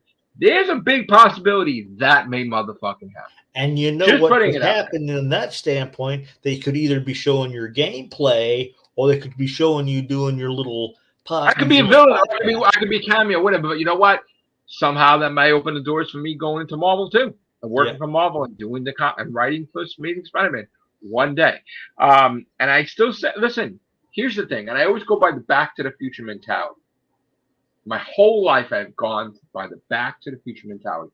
If you put your mind to it, you can accomplish anything. Mm-hmm. And every single thing I've done in my life has been putting my mind to it and accomplishing what I want to accomplish. Everything. To where I wanted to work, and I would have everything in my brain, right? I'd be like, oh, I'm going to be the store manager of that store that I started with, even though I was assistant. Or I'm going to be promoted in this company. Or because somebody tonight can't work for this company, I'm going to work for this company, right? I am going to put my mind to it and accomplish whatever I want to do. I've done books. I've done gaming. People didn't even think I would get this far with gaming, Scott. And I proved because they kept dissing you. They kept saying, and I proved them all wrong. And you know what? The podcast took a break. They didn't go away entirely. They're here. They're here to stay. Yeah, no Mavity. Defy Mavity. Right. I hate that, and you know I hate that. But yes, I agree. I'd go with the Roger Delgado master because of this, because of the gray. As far as the Ryan Garcia situation, I can't comment on it until I actually know the entire Ryan Garcia situation. So I'm gonna, when I get off this podcast, I'm gonna look into what you're saying this is. I do recognize how great he is, and he's awesome.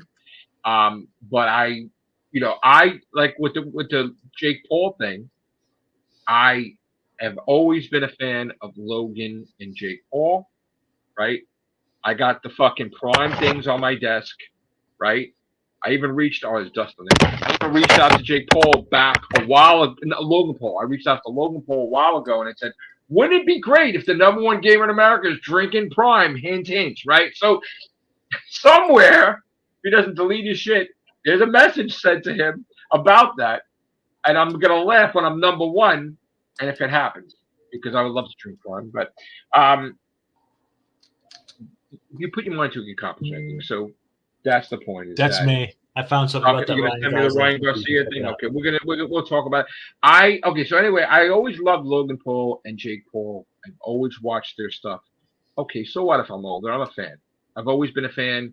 And as much as I love Jake, Mike Tyson has been an idol of mine, an icon. Growing up, I used to watch all his stuff, right?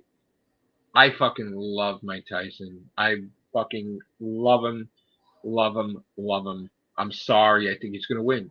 I don't care how old he is. I think he's going to win. I just, my mind is made up. Mike Tyson, you're a fucking amazing human being. I love the shit out of you. You're awesome. And thank you so much for creating a great childhood of mine where I got to enjoy watching your fights with my grandfather, who was a professional boxer. He was a big boxer and he was a champion. So that meant a lot to me to sit with my grandfather, who loved boxing and got me into watching boxing and watching your stuff. It meant the world to spend, Garcia, I'm sorry. Spend like last moments and stuff, So I loved and I cherished watching fights with my grandfather. So watching you growing up, knocking people out in 30 seconds, it was fucking amazing. Your video game was amazing. There's never been a boxing game better than Mike Tyson's Punch Out, ever. There's never been a boxing game that's better than Mike Tyson. I saw Madam Web, and I can definitely say that was a dumpster fire in heat. Well, I was supposed to have a party with former employees, And then there was a snowstorm. We were supposed to go see Madam Web. And we were supposed to go to David Buster's, and none of that ever happened. But it maybe was meant to be.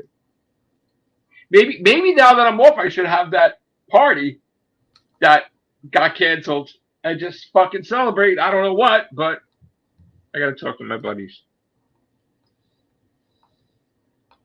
Oh, paranormal. Do I have any paranormal stories? Yes, I have a funny story. I might have said this on the podcast.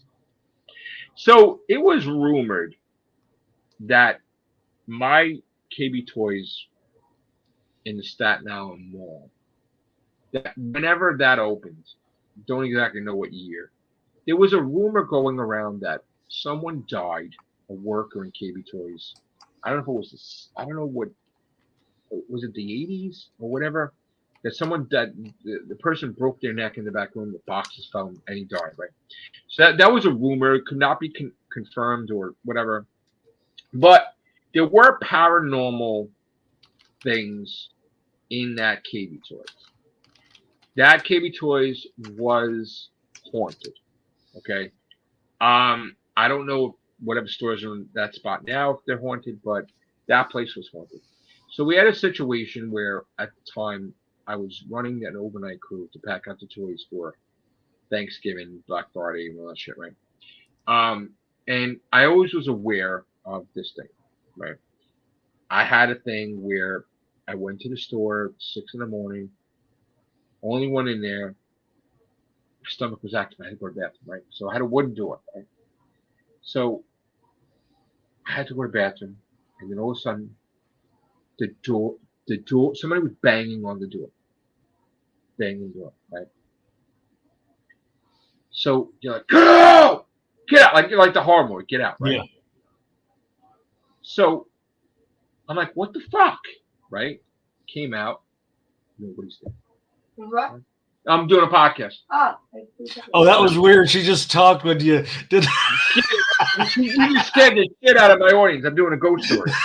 that was good timing, Sharon. Sorry, guys. Good timing. Thanks, Sharon. Sorry. Okay. So, like, get out, all the shit, right? So I went and watched the cameras, right? Nothing on the cameras, right? Only that something shoved my door into me hard, but there was nothing that shown that pushed the door, right? So I'm like, what the fuck was that, right? So I was freaked out, but I always know that there's this thing there, right? So when I had this, we had this one time, we had this overnight crew, and at the time they had this program where they were getting people to work to do this that may have been like convicts or whatever, Yeah. I guess for community service or whatever, and maybe they were killers or murder. I don't know what they were. Whatever they were working, and I was telling them what to do, and not sure what they did, but I said this rule that I stood by overnight. I said, place is haunted, but just ignore it and don't give it attention. Whatever you do not disrespect what the entity is, because we will have fucking poltergeist in here. Shit will go fucked, and we would be fucked. And I seen it happen, shit happen, and I know that if this thing got pissed off, forget it. As long as you ignore it, and I'm talking, we had sensitive toys that only went off if you passed by it, and if nothing was in the aisle, and then everything starts. So this one guy just tested my page, and he was an African American guy. He's like, I'm gonna motherfucking, I'm gonna fucking piss this thing off. Please don't do this, please. So this motherfucker's like, you're a motherfucking pussy. You fucking pussy, right? So he kept going on. So he goes to go to the bathroom.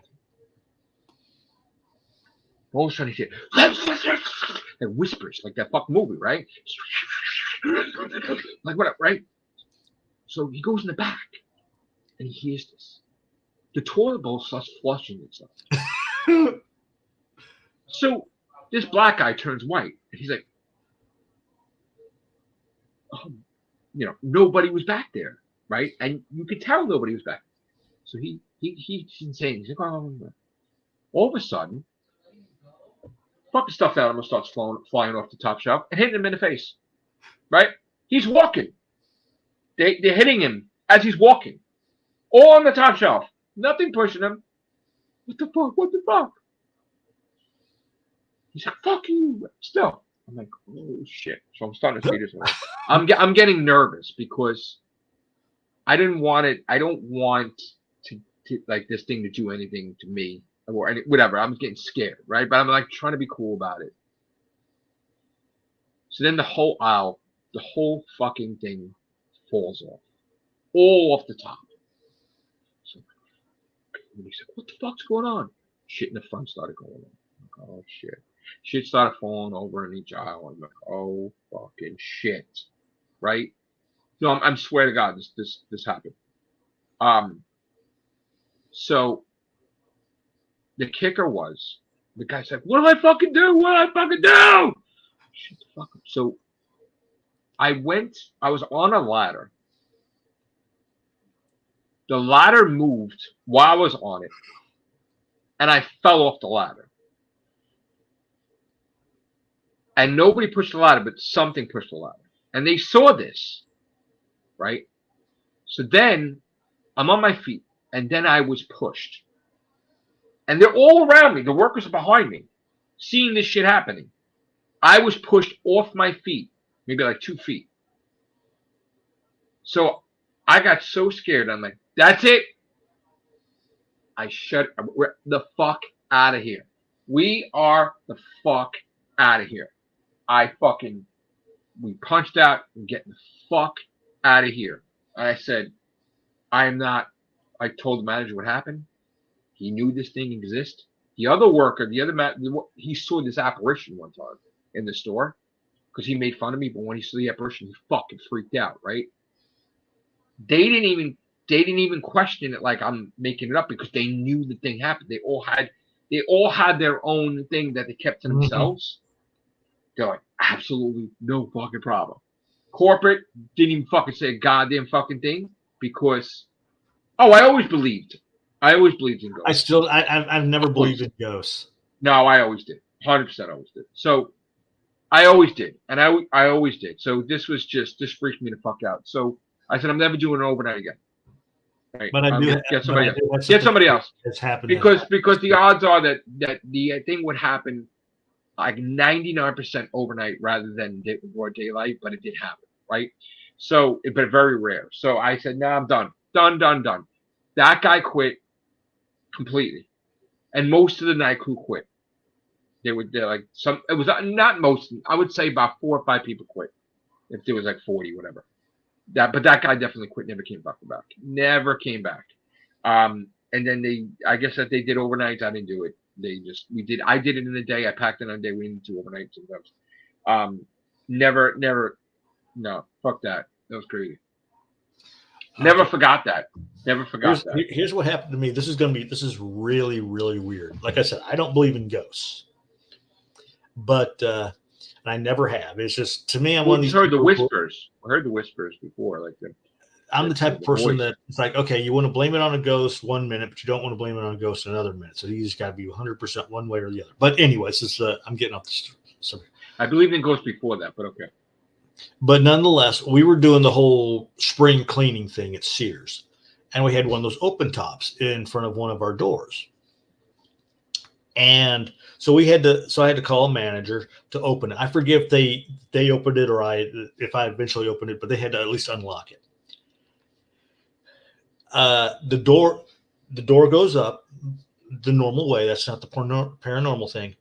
But when that door went up, it felt like some great evil literally swept through the dock. I mean, I literally could feel this evil just right through the dock. I thought, this is fucking weird.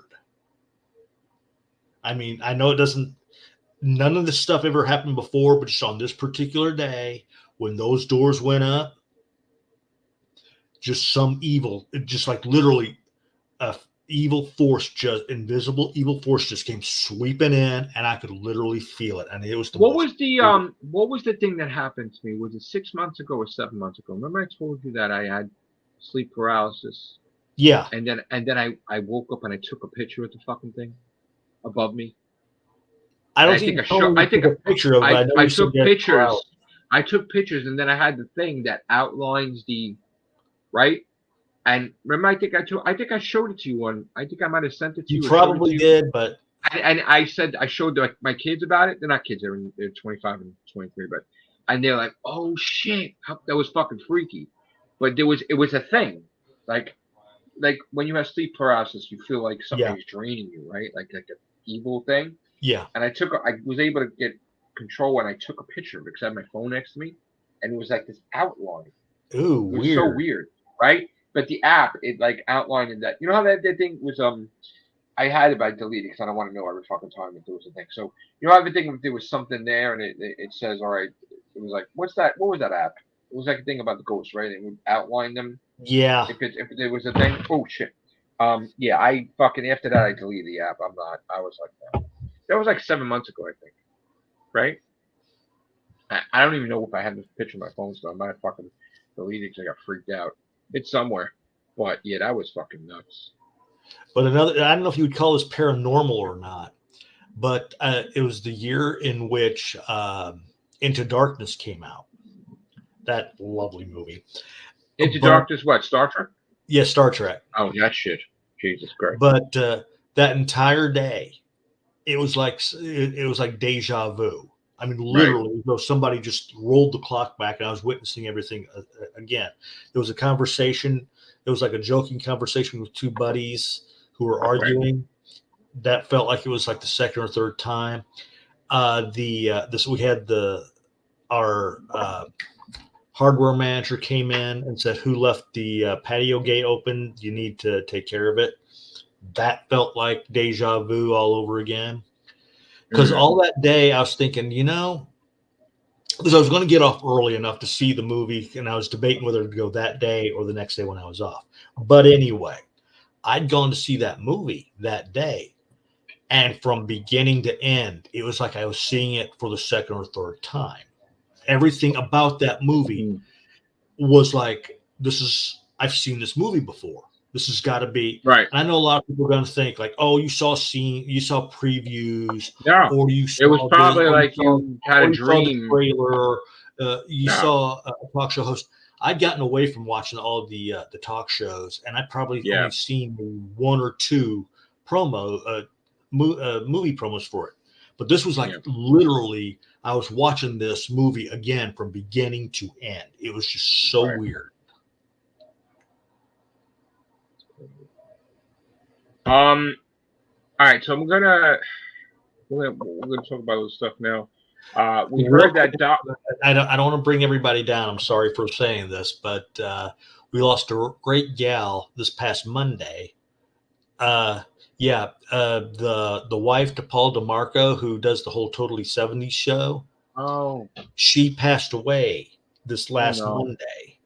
Yeah, sorry. And if you guys could go over to the Totally 70s Facebook page and just give your love and that to him. Because what was weird is they were moving from their current house to another house, and I thought he was just posting some little thing about how this deal in history. No, she was in the hospital for some time, and sadly she passed away. I'm sorry. While inside the hospital. So if you guys could dive over to Totally 70s Facebook page and give Paul your love and attention, that would be so great. That's the word. I'm so sorry he went through that. It's horrible. Is he still doing his thing with the music? Currently he's on hiatus because he's moving into that new house, and they've got to figure other stuff. But I mean, of course, he's traumatized. Yeah, I know. Yeah. Because Plasma, who's doing his doing the show right now, he said it was real weird. He and I forget who he was with. It was at this one restaurant, and a favorite song of Donna's came up. A favorite song of theirs came up while at Yeah. the restaurant it's like, ooh. We're gonna do a Rehoboam's cast. I don't think we're gonna do it tonight. I'm gonna probably go back into gaming, but I did see the promo today of Doctor Who. You saw that? And we do know that it's gonna be in May, right? Yeah, May Doctor Who. 11th or 12th. I forget which one they said. I think it's I can find out exactly. Because this was Russell T Davis had hinted at on his Instagram. So we have May 10th, Friday, May 10th at 7 p.m. on Disney Plus in the USA. Again, people are complaining about this in the UK, I guess, because it was catering to our time rather than their time. Yeah. Because they're 5 hours ahead. So they're not watching Doctor Who at like 12 o'clock at night. You know what I'm saying? So, yeah. But it is what it is. Supposedly, I think, correct me if I'm wrong, wasn't it supposed to be 2 episodes that were supposed to be released? I know they're doing that with X-Men 97. I because I just caught a brief thing about it. I'm not entirely sure. I thought it was like 2 episodes. But again, we'll find out. But anyway, the season starts. Hold on. May 10th. The season starts May 10th. Yes, Friday, May 10th. So Doctor Who will be back before we know it, and podcast will return before we know it. And hopefully I'll be employed or somewhere else or whatever. We'll find out. But listen, you gotta laugh because what are you gonna be miserable? Mm-hmm. Right? I won't really be able to feel it until 1 month anyway. So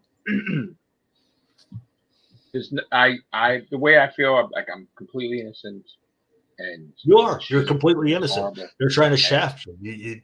I can even tell that they're shafting you. Yeah, so that's people who even probably caught a tail end of the story, or people who even I wouldn't even have gone into detail if I didn't feel that was definitely happening anyway. Yeah. So again, I'm not. You can't silence me. Like I'm gonna open my mouth and say something. Mm-hmm. And I try to be nice about it. I try to be, but everything's pointing to they're not. It's just gonna be goodbye. So you know what? 6,000. Oh, I didn't do 6,000. I didn't do 6,000 platinums yet. I'm gonna be. Let me see.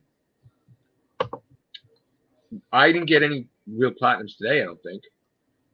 Or maybe no. We just started a new day. I have 5. Oh wow, I didn't realize I had that many. 5,916 I have. So I'm gonna start getting some platinums after this podcast, and I'm gonna probably try to get it to 20. I like doing it in blocks, so it's like 20, 25, or milestones. So the next milestone is 5,925. So again, now that I'm off the entire week, I'm gonna be it's gonna be all sporadic. You're gonna see. There are going to be periods of time throughout the day that there's nothing, but then there can be periods of time throughout the night or whatever where I get 20. Who knows?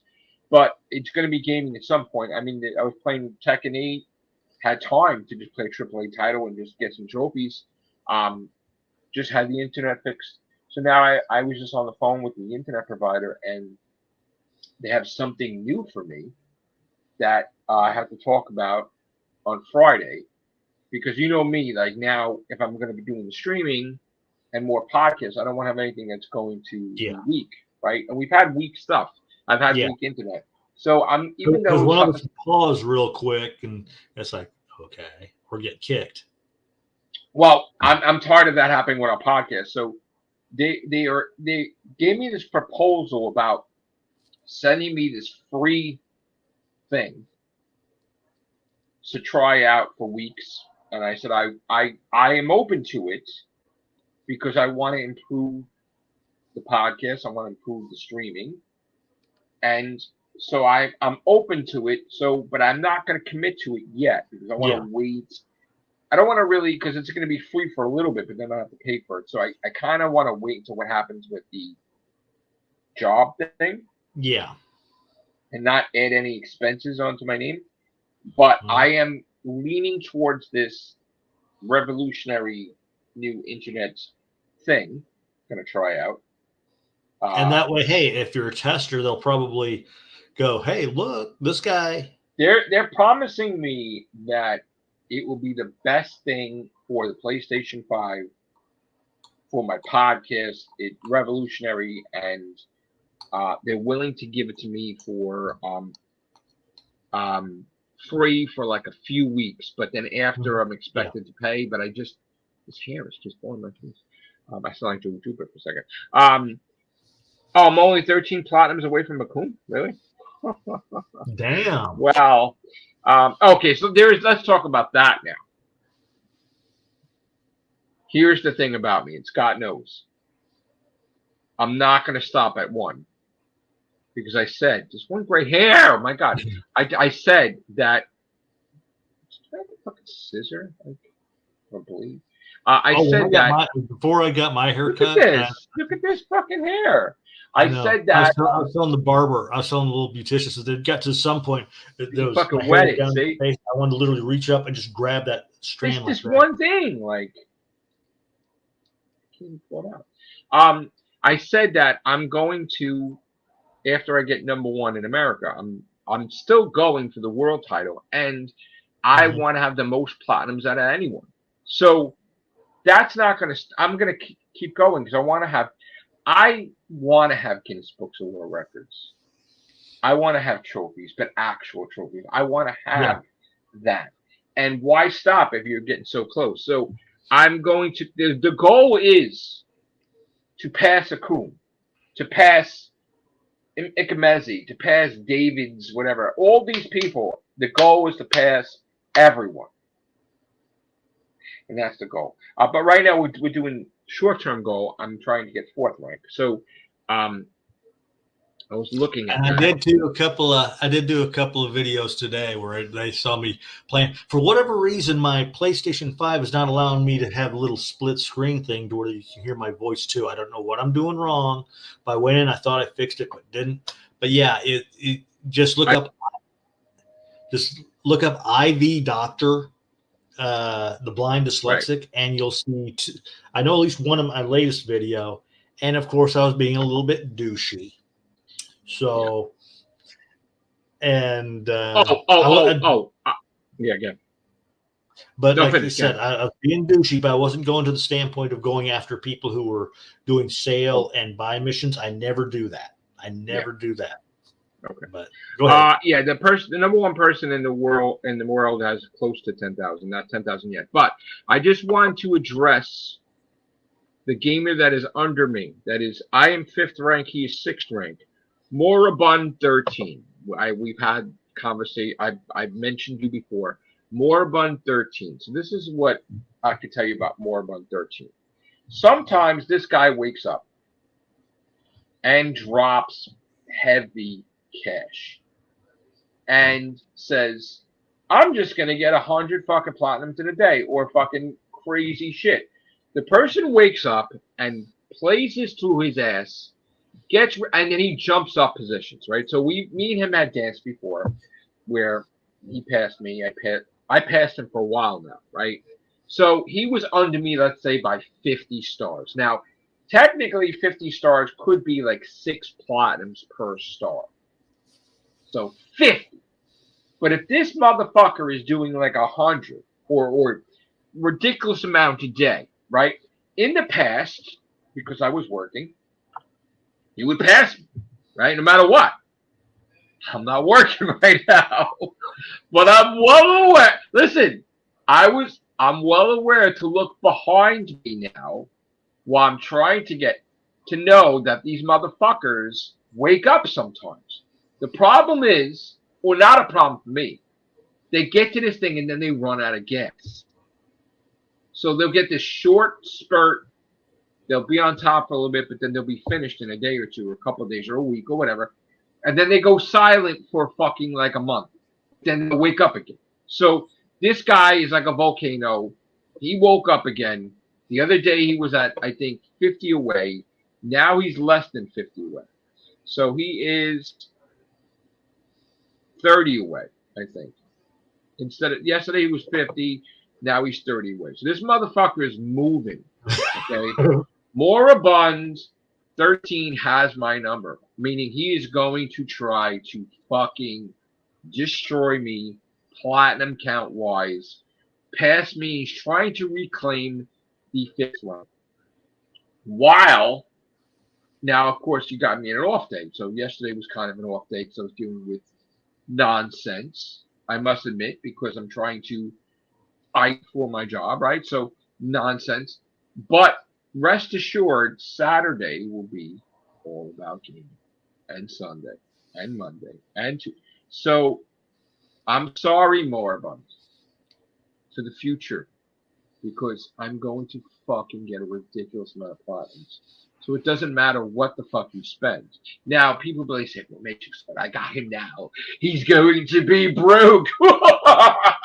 No, because I already bought tons of games. Right? Like a squirrel with nuts. Expecting there was going to be a time where I'm not going to be spending anything. And guess what?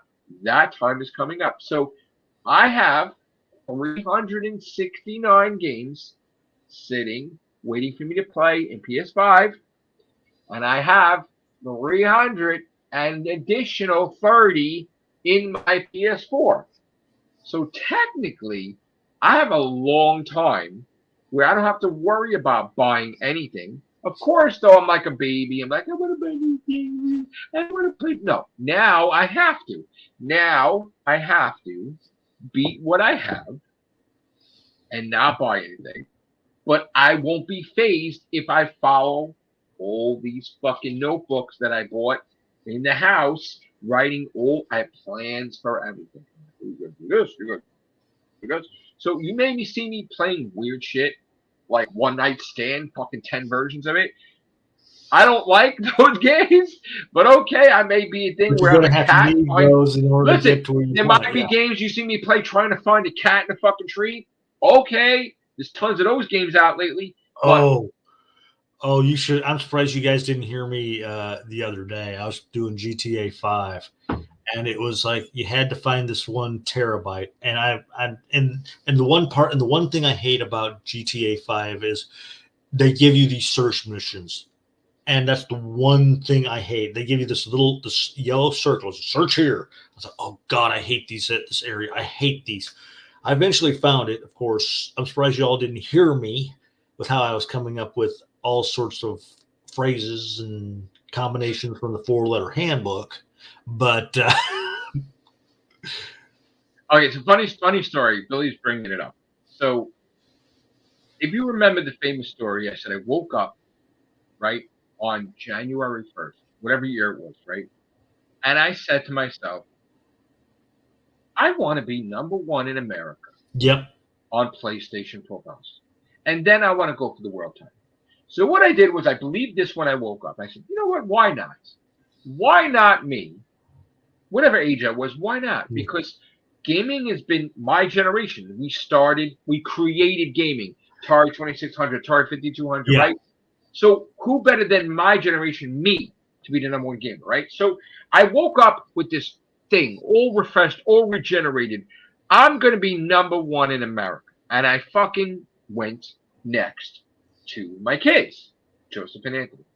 And I remember Joseph telling me, right, that, and again, they're adults now, okay? But they're still my kids. They're my kids, but they're adults. Dad, you will never beat a coon. Who's #1? So immediately, everything around me disappeared, right? Like the famous movie, right? Or Kill Bill. Right? So I immediately flashed back to Rocky 4 when Adrian told Rocky, you can't win, right? And him flipping the fuck out that his wife didn't believe in him and he beat Ivan Drago's ass, right? So immediately hearing from my child, my firstborn son, that I cannot do something. I cannot. I don't have what it takes to be good enough. To hear from my firstborn son saying, "I will never beat a coon," pissed me off so tremendously. And I think you were the one I talked to next. Yeah, and I would say he was probably just putting that little. We did a podcast, Yeah. if you remember. But to this thing, there is a strong possibility, strong, not going to say it is, that Joe and Anthony, knowing the way I am, Joe said this to me. Yep, to challenge you. Pissed me off. Yeah, because they know when you get pissed off, you're going to do it. To do it. Now, at the time, I had 105, I think, platinums. And it took me forever. Okay, so there's a lot of anniversaries coming up. St. Patrick's Day will always be known as an anniversary for when I started my gaming recently. Mm-hmm. Okay? I bought myself, kids live in Jersey, I bought myself PlayStation 4, got it on St. Patrick's Day that year. I think it was right before the pandemic or whatever the fuck it was, right? And maybe it was 2018, I'm not sure. You can tell by the trophies, right? So and the first platinum I got was Dig Dug, I believe. I love Dig Dug. Right. First platinum was Dig Dug, and so, but I never believed, like I was good at games, but I never believed I was great, right? So once I heard that from Joe, every fucking thing changed. And then it was like, you ever see the scene in Back to the Future when Marty goes to Doc? What if we don't succeed? And then Doc looks like right at the fucking thing. He's like, we must succeed. Like, just, there is no. We're going to fucking do it, right? So, like, just, like, I didn't see, I just saw. You got tunnel vision. Basically. Saw victory, right? I saw victory and I said, no one. So, we talked about this. I talked to my Real Hoovians group about it. We did podcasts on it, right? I announced it that I was doing this. I said, hey, right? When the pandemic happened. And you even got bitterness from the PlayStation people, too. Right. So I said, here's what's going to happen now when the pandemic, right? I said, we have our own Hoovian community. I am going to enter the gaming community. Not only am I going to enter the gaming community, but I'm looking to take over everything. To be number one, right? So I'm going to piss off everybody I knock off, right? They're going to be, everyone's going to hate me, right? But I don't give a fuck because I need to prove to my kid, Joe, that I beat Hakoon, right? So, and Anthony too, which Anthony, I believe he believed, but I'm going to prove to these kids. But of course, the first thing I had to do was beat the amount of platinums they had. Yeah. Right? So I had to have more. I had to have more platinums than they did, more trophies than they did, because that was the first step. I had to beat them, right? So I did that. So what happened was, I would start to watch gamers' videos, and I like Logan Paul and Jake Paul and KSI and Keemstar and all these people I would watch, and Philip DeFranco, and I would just watch these people all the fucking time. There was gamers I started to watch all the time, and they'd be streaming and they'd be playing and I got 10 platinums. Oh my God. So what I did was I admired them and I was fans of them, but I picked one each time. I'm like, okay, this gamer, I like this person. I like her. I like him, but I'm going to beat them. I'm going to beat the amount of platinums they have, or I'm going to get some of the platinums they did. I'm going to get fun Delta. Yeah, so I said I'm going to beat the amount of platinums they have. So every single time, I would look at the biggest gamers there were. Like I am a big fan of iBad Driver, and I'm a big fan of Overhyped Gamer. When I talk to them, I talk to Overhyped Gamer more than I did iBad Driver, but I talked to them and everything. So I would start to talk to them, but they knew, like, I'm, all right, I'm focusing on beating this one. I'm focusing on beating this one. So I passed them all, right? So I would always pick like somebody new. I'd be like, okay. But I'm fans of them, but I wanted to be better than them. Mm-hmm. Or I would look at the platinums they got. So people would come on here. We had haters. And you have to understand that these people have been that number for years. So me stepping in and knocking them on their ass, it was like, who the fuck do you think you are? I've been number fucking 500 for fucking. So I had people literally give me death threats. I had people On literally Twitter. I threaten. think you said a lot of times it was on Twitter and whatever. People were threatening me. People were like, there's no way by my, right, Scott? They were on live show. By my calculations, it would take you, Akum took 10 years. Who the fuck do you think you are? You won't reach him for another 15. And if he doesn't, that's if you don't play ever again. They had all these fucking things on how I'm not going to do it. And I'm going to come back here in a year from now and I'm going to see you're not. And then what happens, they would come back. And I'd fucking pass that beyond, right? So my big thing was, it got to be so ridiculous that I got mad about this. That I decided which pissed you off, which caused you to fight even more. So what I did was to piss off people even more, right? I was a real dick. So I said, well, you know what? You know how they have the star count, right? Yeah. And it takes people forever to reach 999. I decided to basically piss on the gaming community and on these people that were nasty. And I said, Joey Jupiter is going to be a fucking gamer and Sky Havoc's going to be a gamer. And I made sure that Sky Havoc had the fucking thing on the and I'm playing and I got 999, I think in 30 days. 30, I think it was 30 days or 35 days. The whole entire 999. And I would list them as friends on my fucking other site. Trophy, right? The fucking trophy, 2 trophies. So it would have these certain gamers, but then it would be me with me. And nobody would be bigger than them. Just me playing as Sky Havoc for a little bit. Nobody came close. And then Joey Jupiter, and then my game advisor, Unknown, he's like, you can't do this because you're never gonna rise because you have to just be you and just do it because you're wasting time as them creating things and I know you want to be competing with yourself because I was going to do that. I was going to be this joke, right? I was going to be taking over 10, 9, 8, 7, 6, 5, 4, 3, 2, 1, right? Yeah. He's like, but you're never going to be number one if you're getting thousands of trophies under them, right? Which is true. So I decided to give that up because I want to just focus on reaching. But that pissed off people to no ends. That me and 2 other incarnations were rising and destroying all these motherfuckers. Now, the biggest thing is money, right? You have to buy these games, which I was putting, I put the book thing to the side. I made sure I was on every region and I bought these games 8 times. If there was 8 versions, I bought 8 versions and I beat them. Right? It's very, very tedious. It's very annoying. It gets very repetitive to beat the game 8 fucking times, which is hard now with the AAAs. You really don't, right?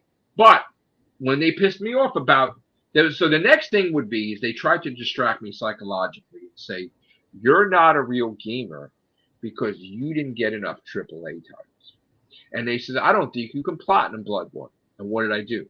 After years, I went back, remember? Yep. I got the platinum. Everybody became crickets and they shut the fuck up, remember? Yep. Then this guy, I think it was Paul Lamb or something, was saying, you can't platinum Crash Bandicoot, the first one, which is hard. Not a lot of people platinum that. I did. And then to be a dick, I platinum 2. And now I'm trying to platinum 3. And I'm going to platinum 4 after. So I didn't know you grabbed 3 yet. I thought 3 I'm playing now. Okay. I did 1 and 2. I'm gonna do 3 next. And I'm so then this guy was just not having it. He was like, and again, the guy was starting me before he revealed his platinum count, which we don't really know. Yeah. So he was saying that he had 7,317 platinums. I'm like, but you're not competing. You're in private, so that's impossible because that's more money. That's more platinums than Akun being number one. So if you beat the head guy, why wouldn't you be on the leaderboards? That's weird. So then I got some story about, oh, he was hacked and he can't show his PlayStation because then they would ban him or some shit. So then it's not really yours. Then you didn't really get all those platinums, but he's like, it is mine, whatever. I'm going to show you when I want to. I'm just going to go back on the leaderboard. I'm going to knock you out because it's just showing all my private. So I don't know if I believe that, but he's trying to make a thing that me and him started fighting the moment he revealed his platinum count. That's not the case. So then he started this shit with the ultra rares. You don't have enough ultra rares. And I said to him, when I'm in the mood to get ultra rares, I will. And I'll make a joke out of it. And I did. Every single day I was getting an ultra rare and I put a fucking video about it. So they were trying to do all these things to distract me to do the platinums. But I'm going to go back tonight. So Tekken 8 was purchased by Anthony and Joe for me for my birthday because they know that I was a fan of Tekken. Just for fun, obviously. And I played it just for fun. So I am playing Tekken 8 just for fun. I play Blood Wave sometimes just for fun. There are games I do play for fun. But most of these games are like business, meaning I'm trying to, compete. So Tekken 8, I figured, well, being that I'm doing so well, I might as well get the platinum for that. I'm having fun with it, really. So yeah, I got for my birthday, from my coworkers, Liza P. They got me a PlayStation card, so I bought that.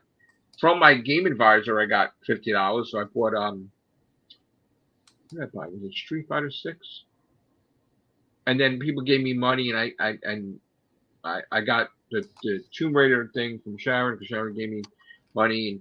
And for my birthday, I got hooked up. So there's games that I still didn't play. Like I got Mortal Kombat 1 sitting on my entertainment center waiting for me to finish Tekken 8 and jump into that.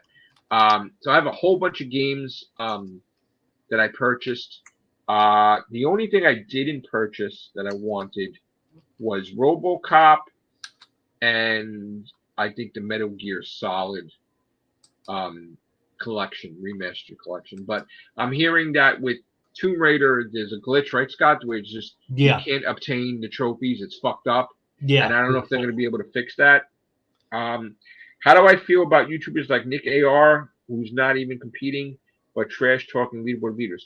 Well, I had interaction with Nick AR. I like Nick AR. And he mentioned me on air. I like him. He's new blood. He goes for the hardest trophies. But what I'm trying to show as being the leader on the leaderboards is that I can get the hard platinums also. And actually mentioned on videos that I bought this game because of Nick AR. I bought this game because of Platinum Bro. I bought this game because of Overhyped Gamer. I mentioned their names. They get like that I saw them play these games and I bought it because of them. So, if you're a company, you're like, oh, thanks, Nick AR, for like getting people to buy my games. So yeah, I watch their streams and I say, oh, I like this game. I never saw this game before, so I'm going to buy it. No, I don't. Well, here's the thing. I don't know if he did, but in the past, he's like, hey, Matrix Love, what's up? And everything. I've talked to him very briefly on a stream, very briefly. But I don't remember him ever trash talking me, no. But I think he's great for the community. I think he's great for YouTube because watching his video, watching Platinum Bros video doing the Crash Bandicoot got me into it too. Like I wanted to play, or it got me. Oh, I could do that too because I'm good. I'm not good. And I bought because of Nick AR. I bought End is Nigh and N++, and because of Platinum Bro, I bought Hades and I bought what the hell did I buy? So you know what? I'm not into Kingdom Hearts. I have to like the game, and I don't like Kingdom Hearts. So that's Joe and Anthony like Kingdom Hearts. I don't like. I have to like it, and I don't like it, so I can't play it.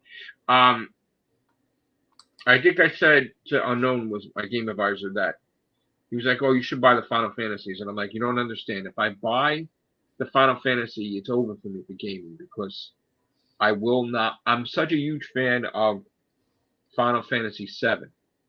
And I bought the toys and I bought everything with Final Fantasy VII. that I'll never. What? What happened?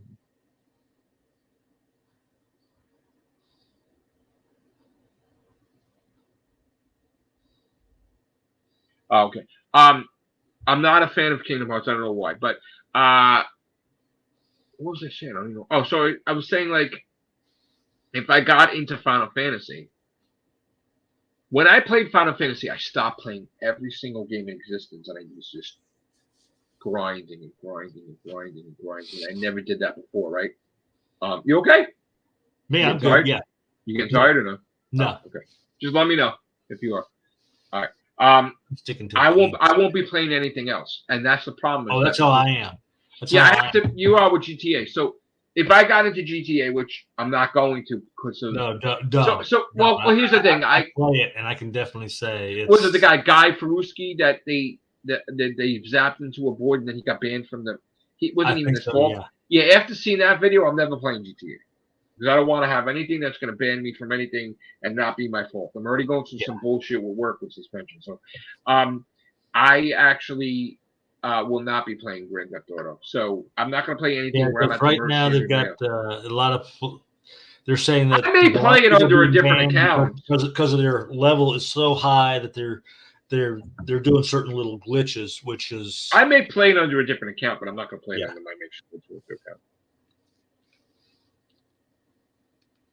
Okay, so Doctor Who, I really should stay for Doctor Who, but who wins? But I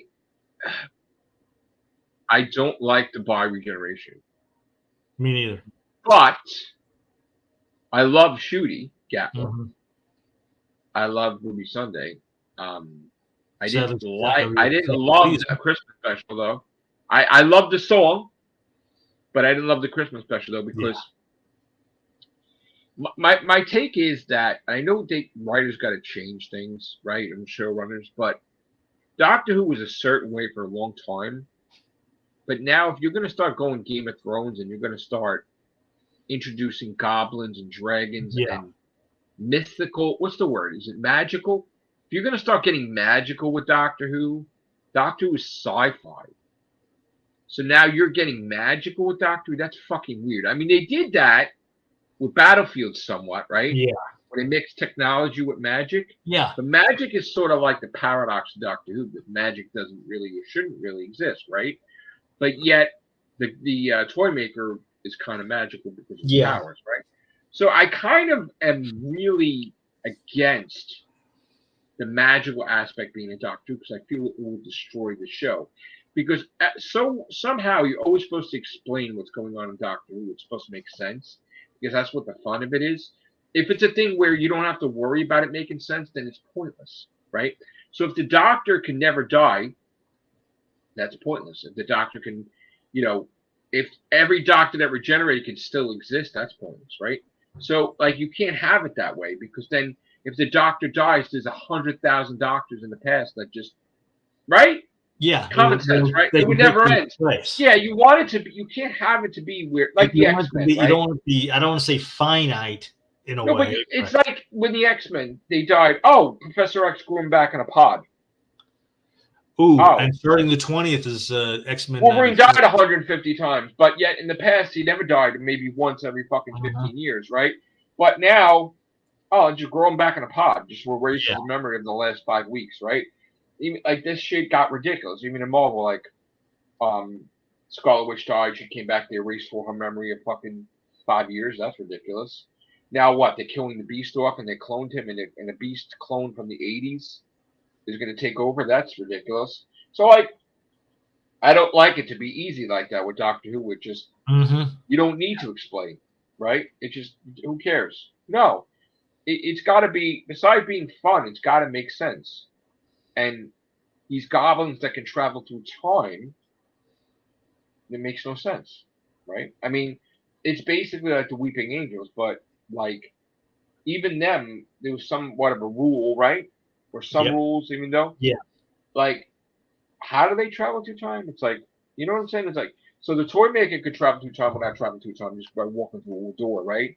Now you got the goblins. I mean, I don't like this. Why is everybody now a Time Lord, right? Like, why is that? Oh, thank you. Sophisticated. It's like the doctor, right? Well, the doctor doesn't really need it, Yeah. right? Looking sophisticated, yeah. Oh, so the thing of age, okay, I never liked cardigan sweaters, right? But now, what do I wear? Cardigan sweaters. I love cardigan sweaters. My favorite fucking thing in the world. So fucking comfortable. So are we talking to the true Joe, or are we talking to one of his multiverse versions? No, that's me. That is, I love cardigan sweaters. That's me. Is it Joe? Is it Matrix Lord 2 and 2? Ooh, now. Who is my company facing off against? Matrix Lord 2 and 2 or me? No. Yeah, that's me. But Candyman needs to come back, yeah. I don't think they will. I wish they did. I mean, they mentioned the fucking gods of Ragnarok, right? Yeah. Wasn't that from the greatest show in the galaxy? Right? Yeah. Yeah. So that was the same season as wasn't that the same season as Happiness Patrol? Wasn't that the same season as Happiness Patrol? Same I don't remember. But they mentioned them. It would be nice if they brought the Candyman back. That'd be great. Maybe you know what they could probably do? Maybe Russell will do it.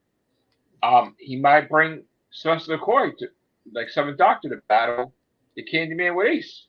Yeah. Maybe, right? Again. Right?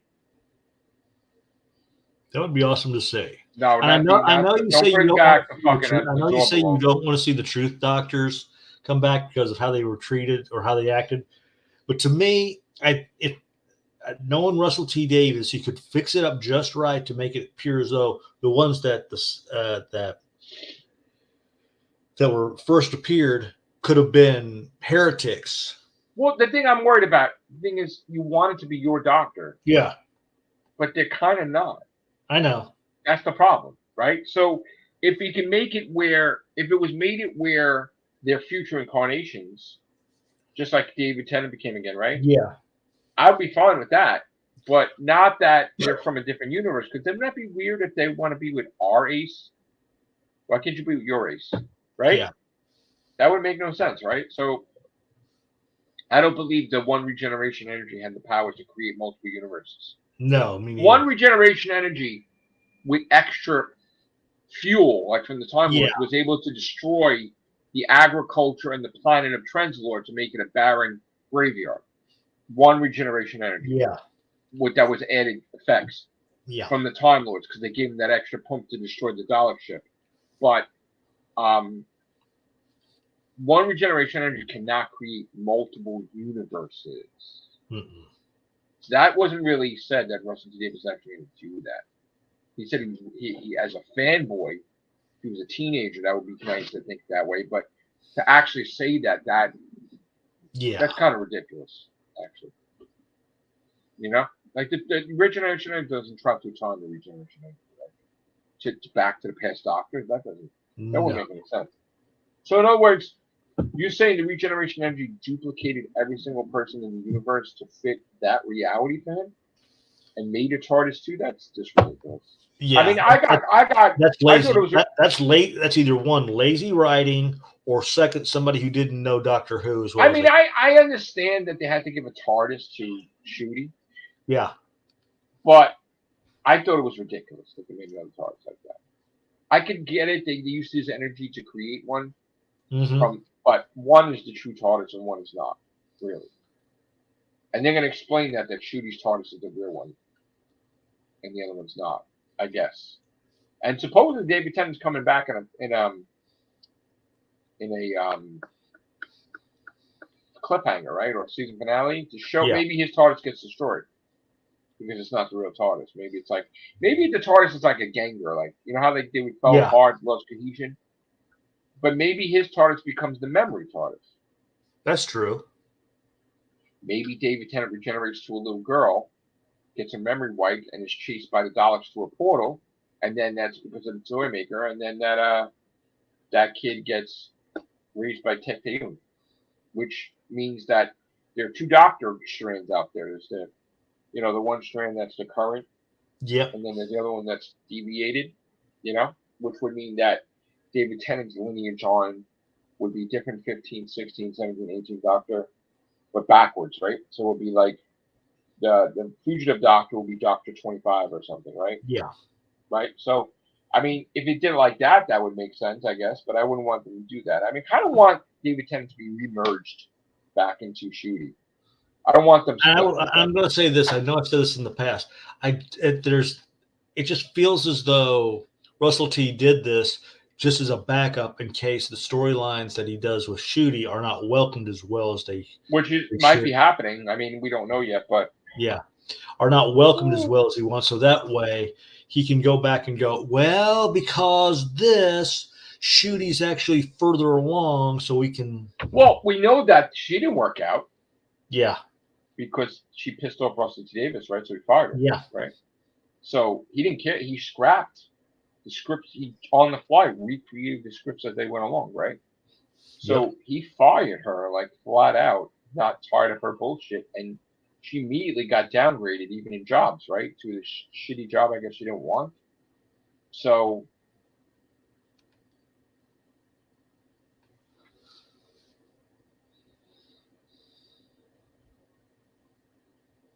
I'm just reading that. Oh, okay. I'm not going by gold and silver. It's just platinum. So, you're saying I'm behind the Coom 1,388. Okay, so let's just say if we've been going by I'm gonna switch about Doctor. We'll talk about gaming game. I've been getting what 200 platinums a month or more. Let's just say 250 a month, right? So I will be at the Coom in 6 months. Is that fair? 250, 500. I'd probably be at him in 6 months or less. This year, I would be beating him. That's if I continued with. If you looked at my thing, you could do my videos. You'd be like, oh, okay, 5,700, 5,800, 5,900, right? So I guess it's like say 250. Isn't it 250 a month or something like that, right? Let's just say 250 a month. So I would be at his doorstep at 6 months, but I do plan on being there before that because now it's going to be a test to see how many platinums I can get in a week. Because hopefully I'll be back to work after that. But I have a job fair too. I got to go to also different things. But 1 week and that's it. So I'm gonna give myself a week, do what I got to do, and then we'll see. But I'm planning on getting platinum 6,000 very soon. Very soon. I'm talking. What's today? 16th. I'm gonna try to get 6,000 before the end of March. Obviously, that might actually be a week. I don't know. Depends. If I can get. Depends on how many I play after this. Because if I don't get too. Yeah. If I don't get too busy with the AAAs, and if I just go with my lists that I got throughout the house, one after the other because that's the thing is I can't get distracted. So the only platinum that I should concentrate with AAA is Rayman because that's the thing I've been trying for years. That and Crash worked, but no other AAAs after that. I have to finish this Tekken 8 thing. That's getting to be a distraction too. But yeah, I got to concentrate on quantity. So I should work on to make it even 4, right? Platinums to make it 9,620, then get 9,625, and then go from 25, 25, 20, right? So that's what I'm gonna do. When I get to 1925, plan out the next 25. So I do have enough to make it to 6,000. And I could technically do it. Maybe technically in 4 days. Maybe. But that's like me being ridiculous. I'm not gonna do it like that though. I'm gonna be like I'm not. But I could. I've gotten tons of platinums in a month. I mean, in a week, in a day, I've gotten like 25, I think, or more. But it's not even concerning me. Let's go to leaderboards for a second. I'm gonna screen share this.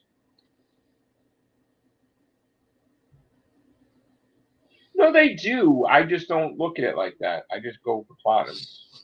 I mean, I could play games without a platinum and get trophies to add to it, but all right. So let's just see. I want to look at. Let's look at the leaderboards together.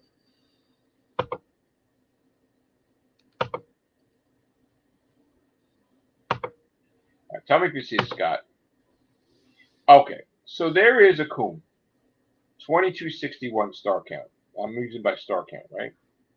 He's got 7,303 platinums. Okay. TJ Meats, he's got more platinums than that, but he's there. Now, Raining Elbows, my buddy there, is right there, number 3. Congratulations, by the way.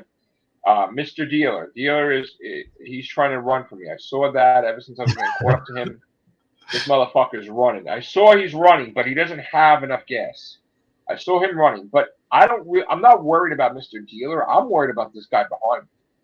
Because this motherfucker's hungry. Moribund 13. He jumped. Let's click on him. Let's see, Scott. Watch this guy. I'm going to show you. Watch. All right. So. Oh, he's doing Cyberpunk. I need to get back to that. So, ready to count? You ready? We're going to count platinums. Ready? All right. So, let's see. Tank Frenzy, right? Count with me. 1, 2, 3, 4, 5, 6, 7, 8, 9, 10. See what I'm saying? 12, 13. Yeah. This is all in one day. 14, 15, 16. See what I'm saying? 17. This motherfucker's hungry. Well, now you get back to control as well. No, but look at this. 17, 18. No, I know. I'm seeing the little video off to the side. But look, it's still the 5th row. It's still the 15th. Look Yeah. at this guy. So, all right. So, we'll start from here, right? Can you count this thing? 1, 2, 3, 4, 5, 6, 7. Hold on. Let me move it. 8, 9, 10, 11, 12, 13, 14, 15, 16, 17, 18, 19. 19 so far, right?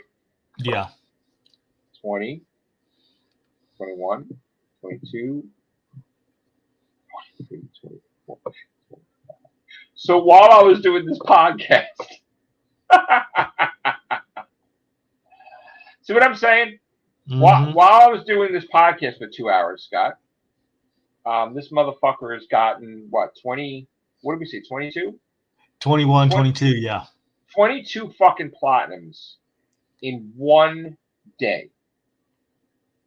So this is the guy. Now let's go to the 14th. Watch this shit. This is what I'm saying.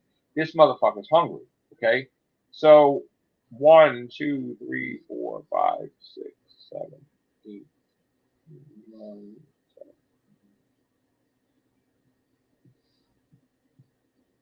See what I'm saying? He's probably got another 20. Mm-hmm. All right, so you probably got about 20 there, bro, right?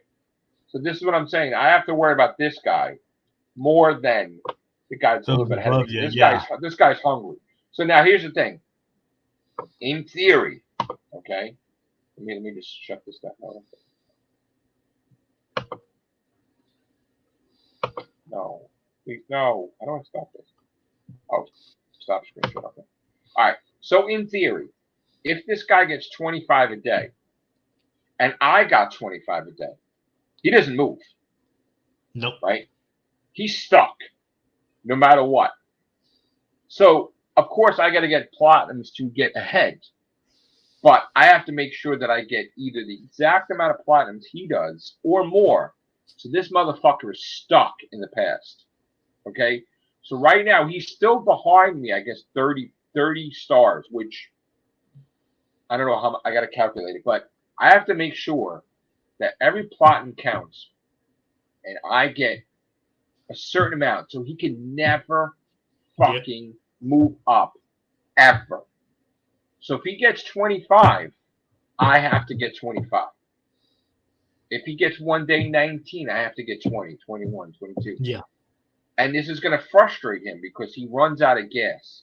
He'll get this spurt. He'll buy all these games, but then he is not unlimited. So he is limited with his funds to what he can buy, right? So he runs out of gas. So he thinks he's going to buy all this stuff, and then at some point in time, he's going to just pass me, but then he's not going to have the gas to Mhm. stay To with the maintain lead. it. And then I'm going to come in and boom, right? But now I'm ahead of him. So what I need to do is I need to get, like when I leave this now, Mhm. the plan should be for me to get 25 at least in 24 hours. And if I can't, fine. But as long as each day I get a certain amount, Yeah. right? But I don't want to be where I get knocked Burnt out. down. And no, not that I'm burnt out, knocked down, but then I get to be fourth ranked, but then he's ahead of me. I want Yeah. this guy down, right? So I got to make sure that he doesn't gain any lead. Like I destroy his lead right now. Right now. Like that's the thing. I got to destroy his lead.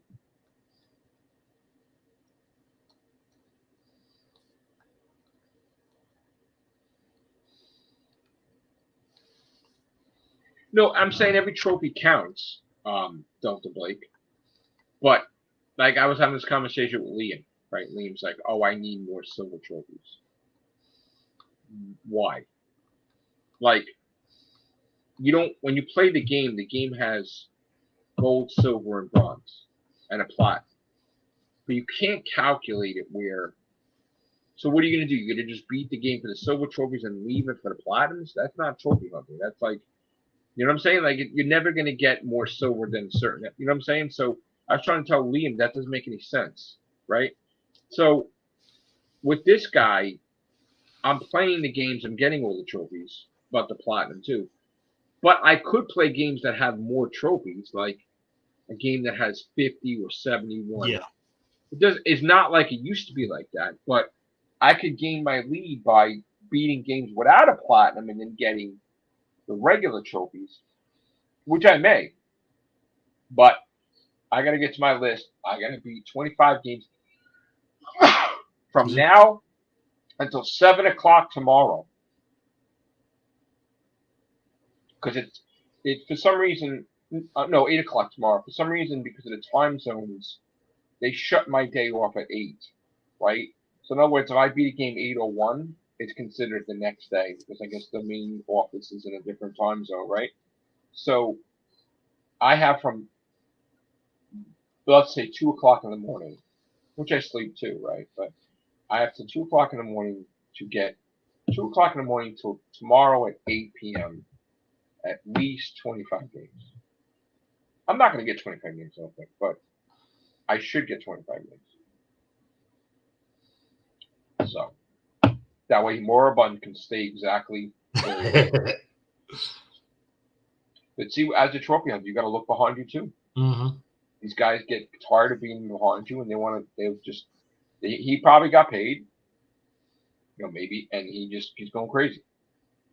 His budget's different than mine, and his thing is like he'll get it once a month, and then boom, he goes crazy. But then it stops. It doesn't continue week after week. He'll get this spurt, and this has happened before. I talked to Unknown about this.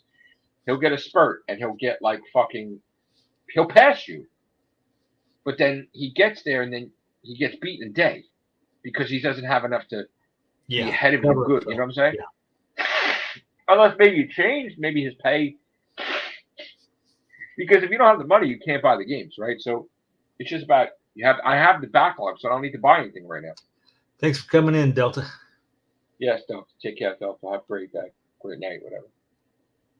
So thank God I saved the games like nuts, like a squirrel. So I'm okay. I don't have to technically buy anything, So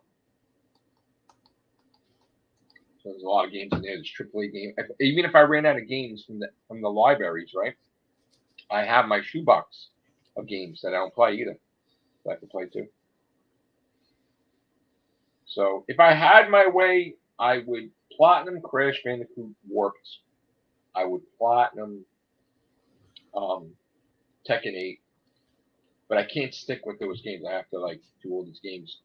I can't play. If I wanted to play Tekken for the rest of the night before I go to bed, I can't because this guy's going to pass me.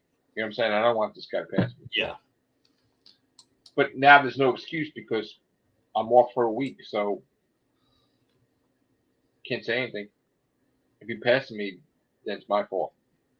You know. Well, anytime it's my fault, but I'm just saying, like, Yeah. now I have the time. So, and again, thanks to Super Beach Boy for your donation yesterday.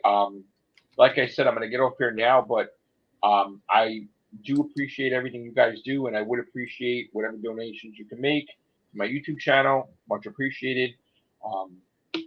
Right now, anything will help, of course, and build the brands, and then build me up too. And when you're having downtime, you can check me out every Tuesdays on iVlog with the Third Eye Vision. Yes, So- check Scott out. Yes, I think it's great you have 655 platinums and you're only 19. I think that's fucking phenomenal. That's phenomenal. I think you did a great job with that. I didn't see exactly what you platinumed, but I think because you put so much time and effort into it, I think you're doing an excellent job, Delta Blake. And I'm not sure if you're on my PlayStation. You might be, maybe not. But, guys, just so you know, I don't really play. Like Scott knows, I'm a loner. Yeah. I don't really play with people. I'm not a multiplayer guy, right? I may in the future play a game, but I'm not really, that type of person. So I kind of like just like playing by myself. So I know people have been asking me, but I really don't want to right now. So don't get disrespected. It's not. It's just I just want to. I have my goals. I want to be 4th ranked, 3rd ranked, 2nd ranked. So, and this is a nice distraction to just de-stress me. So, with everything going on. So, besides me going to job fairs and different things. But like I said, you know what? Now more than ever, it's time to build up this YouTube channel, this gaming venture. And you know what? It'd be great. You guys want to support me, even if you can't afford to support me as a member or donation. If you share these videos, if you like, even if you like say word of mouth, oh my God, Matrix Floyd 2 and 2. Because that's what I do on whenever I do my cast. I use what do they call it? A little voice app, so to speak, so that way I don't forget to do things. Yeah, you promote. I saw you promoted me. You promote you. Thank you so much. But like, even if you say, "Hey, that Matrix Floyd 2 and 2 guy," even if you guys are in school, like in high school, and you share my video on Facebook, wow, this guy's really growing in the gaming community. That's all I need is word of mouth. Even if you can't donate money, right? And if you just like and share my stuff. Because that's what they generally do on YouTube anyway. They say if you can't contribute, at least like and share. So right, but as long as you mention me, right, to your friends, to your school, to your this, wow, he's really, he's from Staten Island. He's really trying to be the top gamer. Makes awareness and people know I exist. A lot of people don't know that I'm 5th in America on PlayStation profiles. They don't know that. But when I've started to see people stop me on the street lately. They want to take a picture of me and stuff like that. That's fine, but I love that. But like again, people don't know that I'm a top gamer. I can see them on the street. They don't know. Not everybody.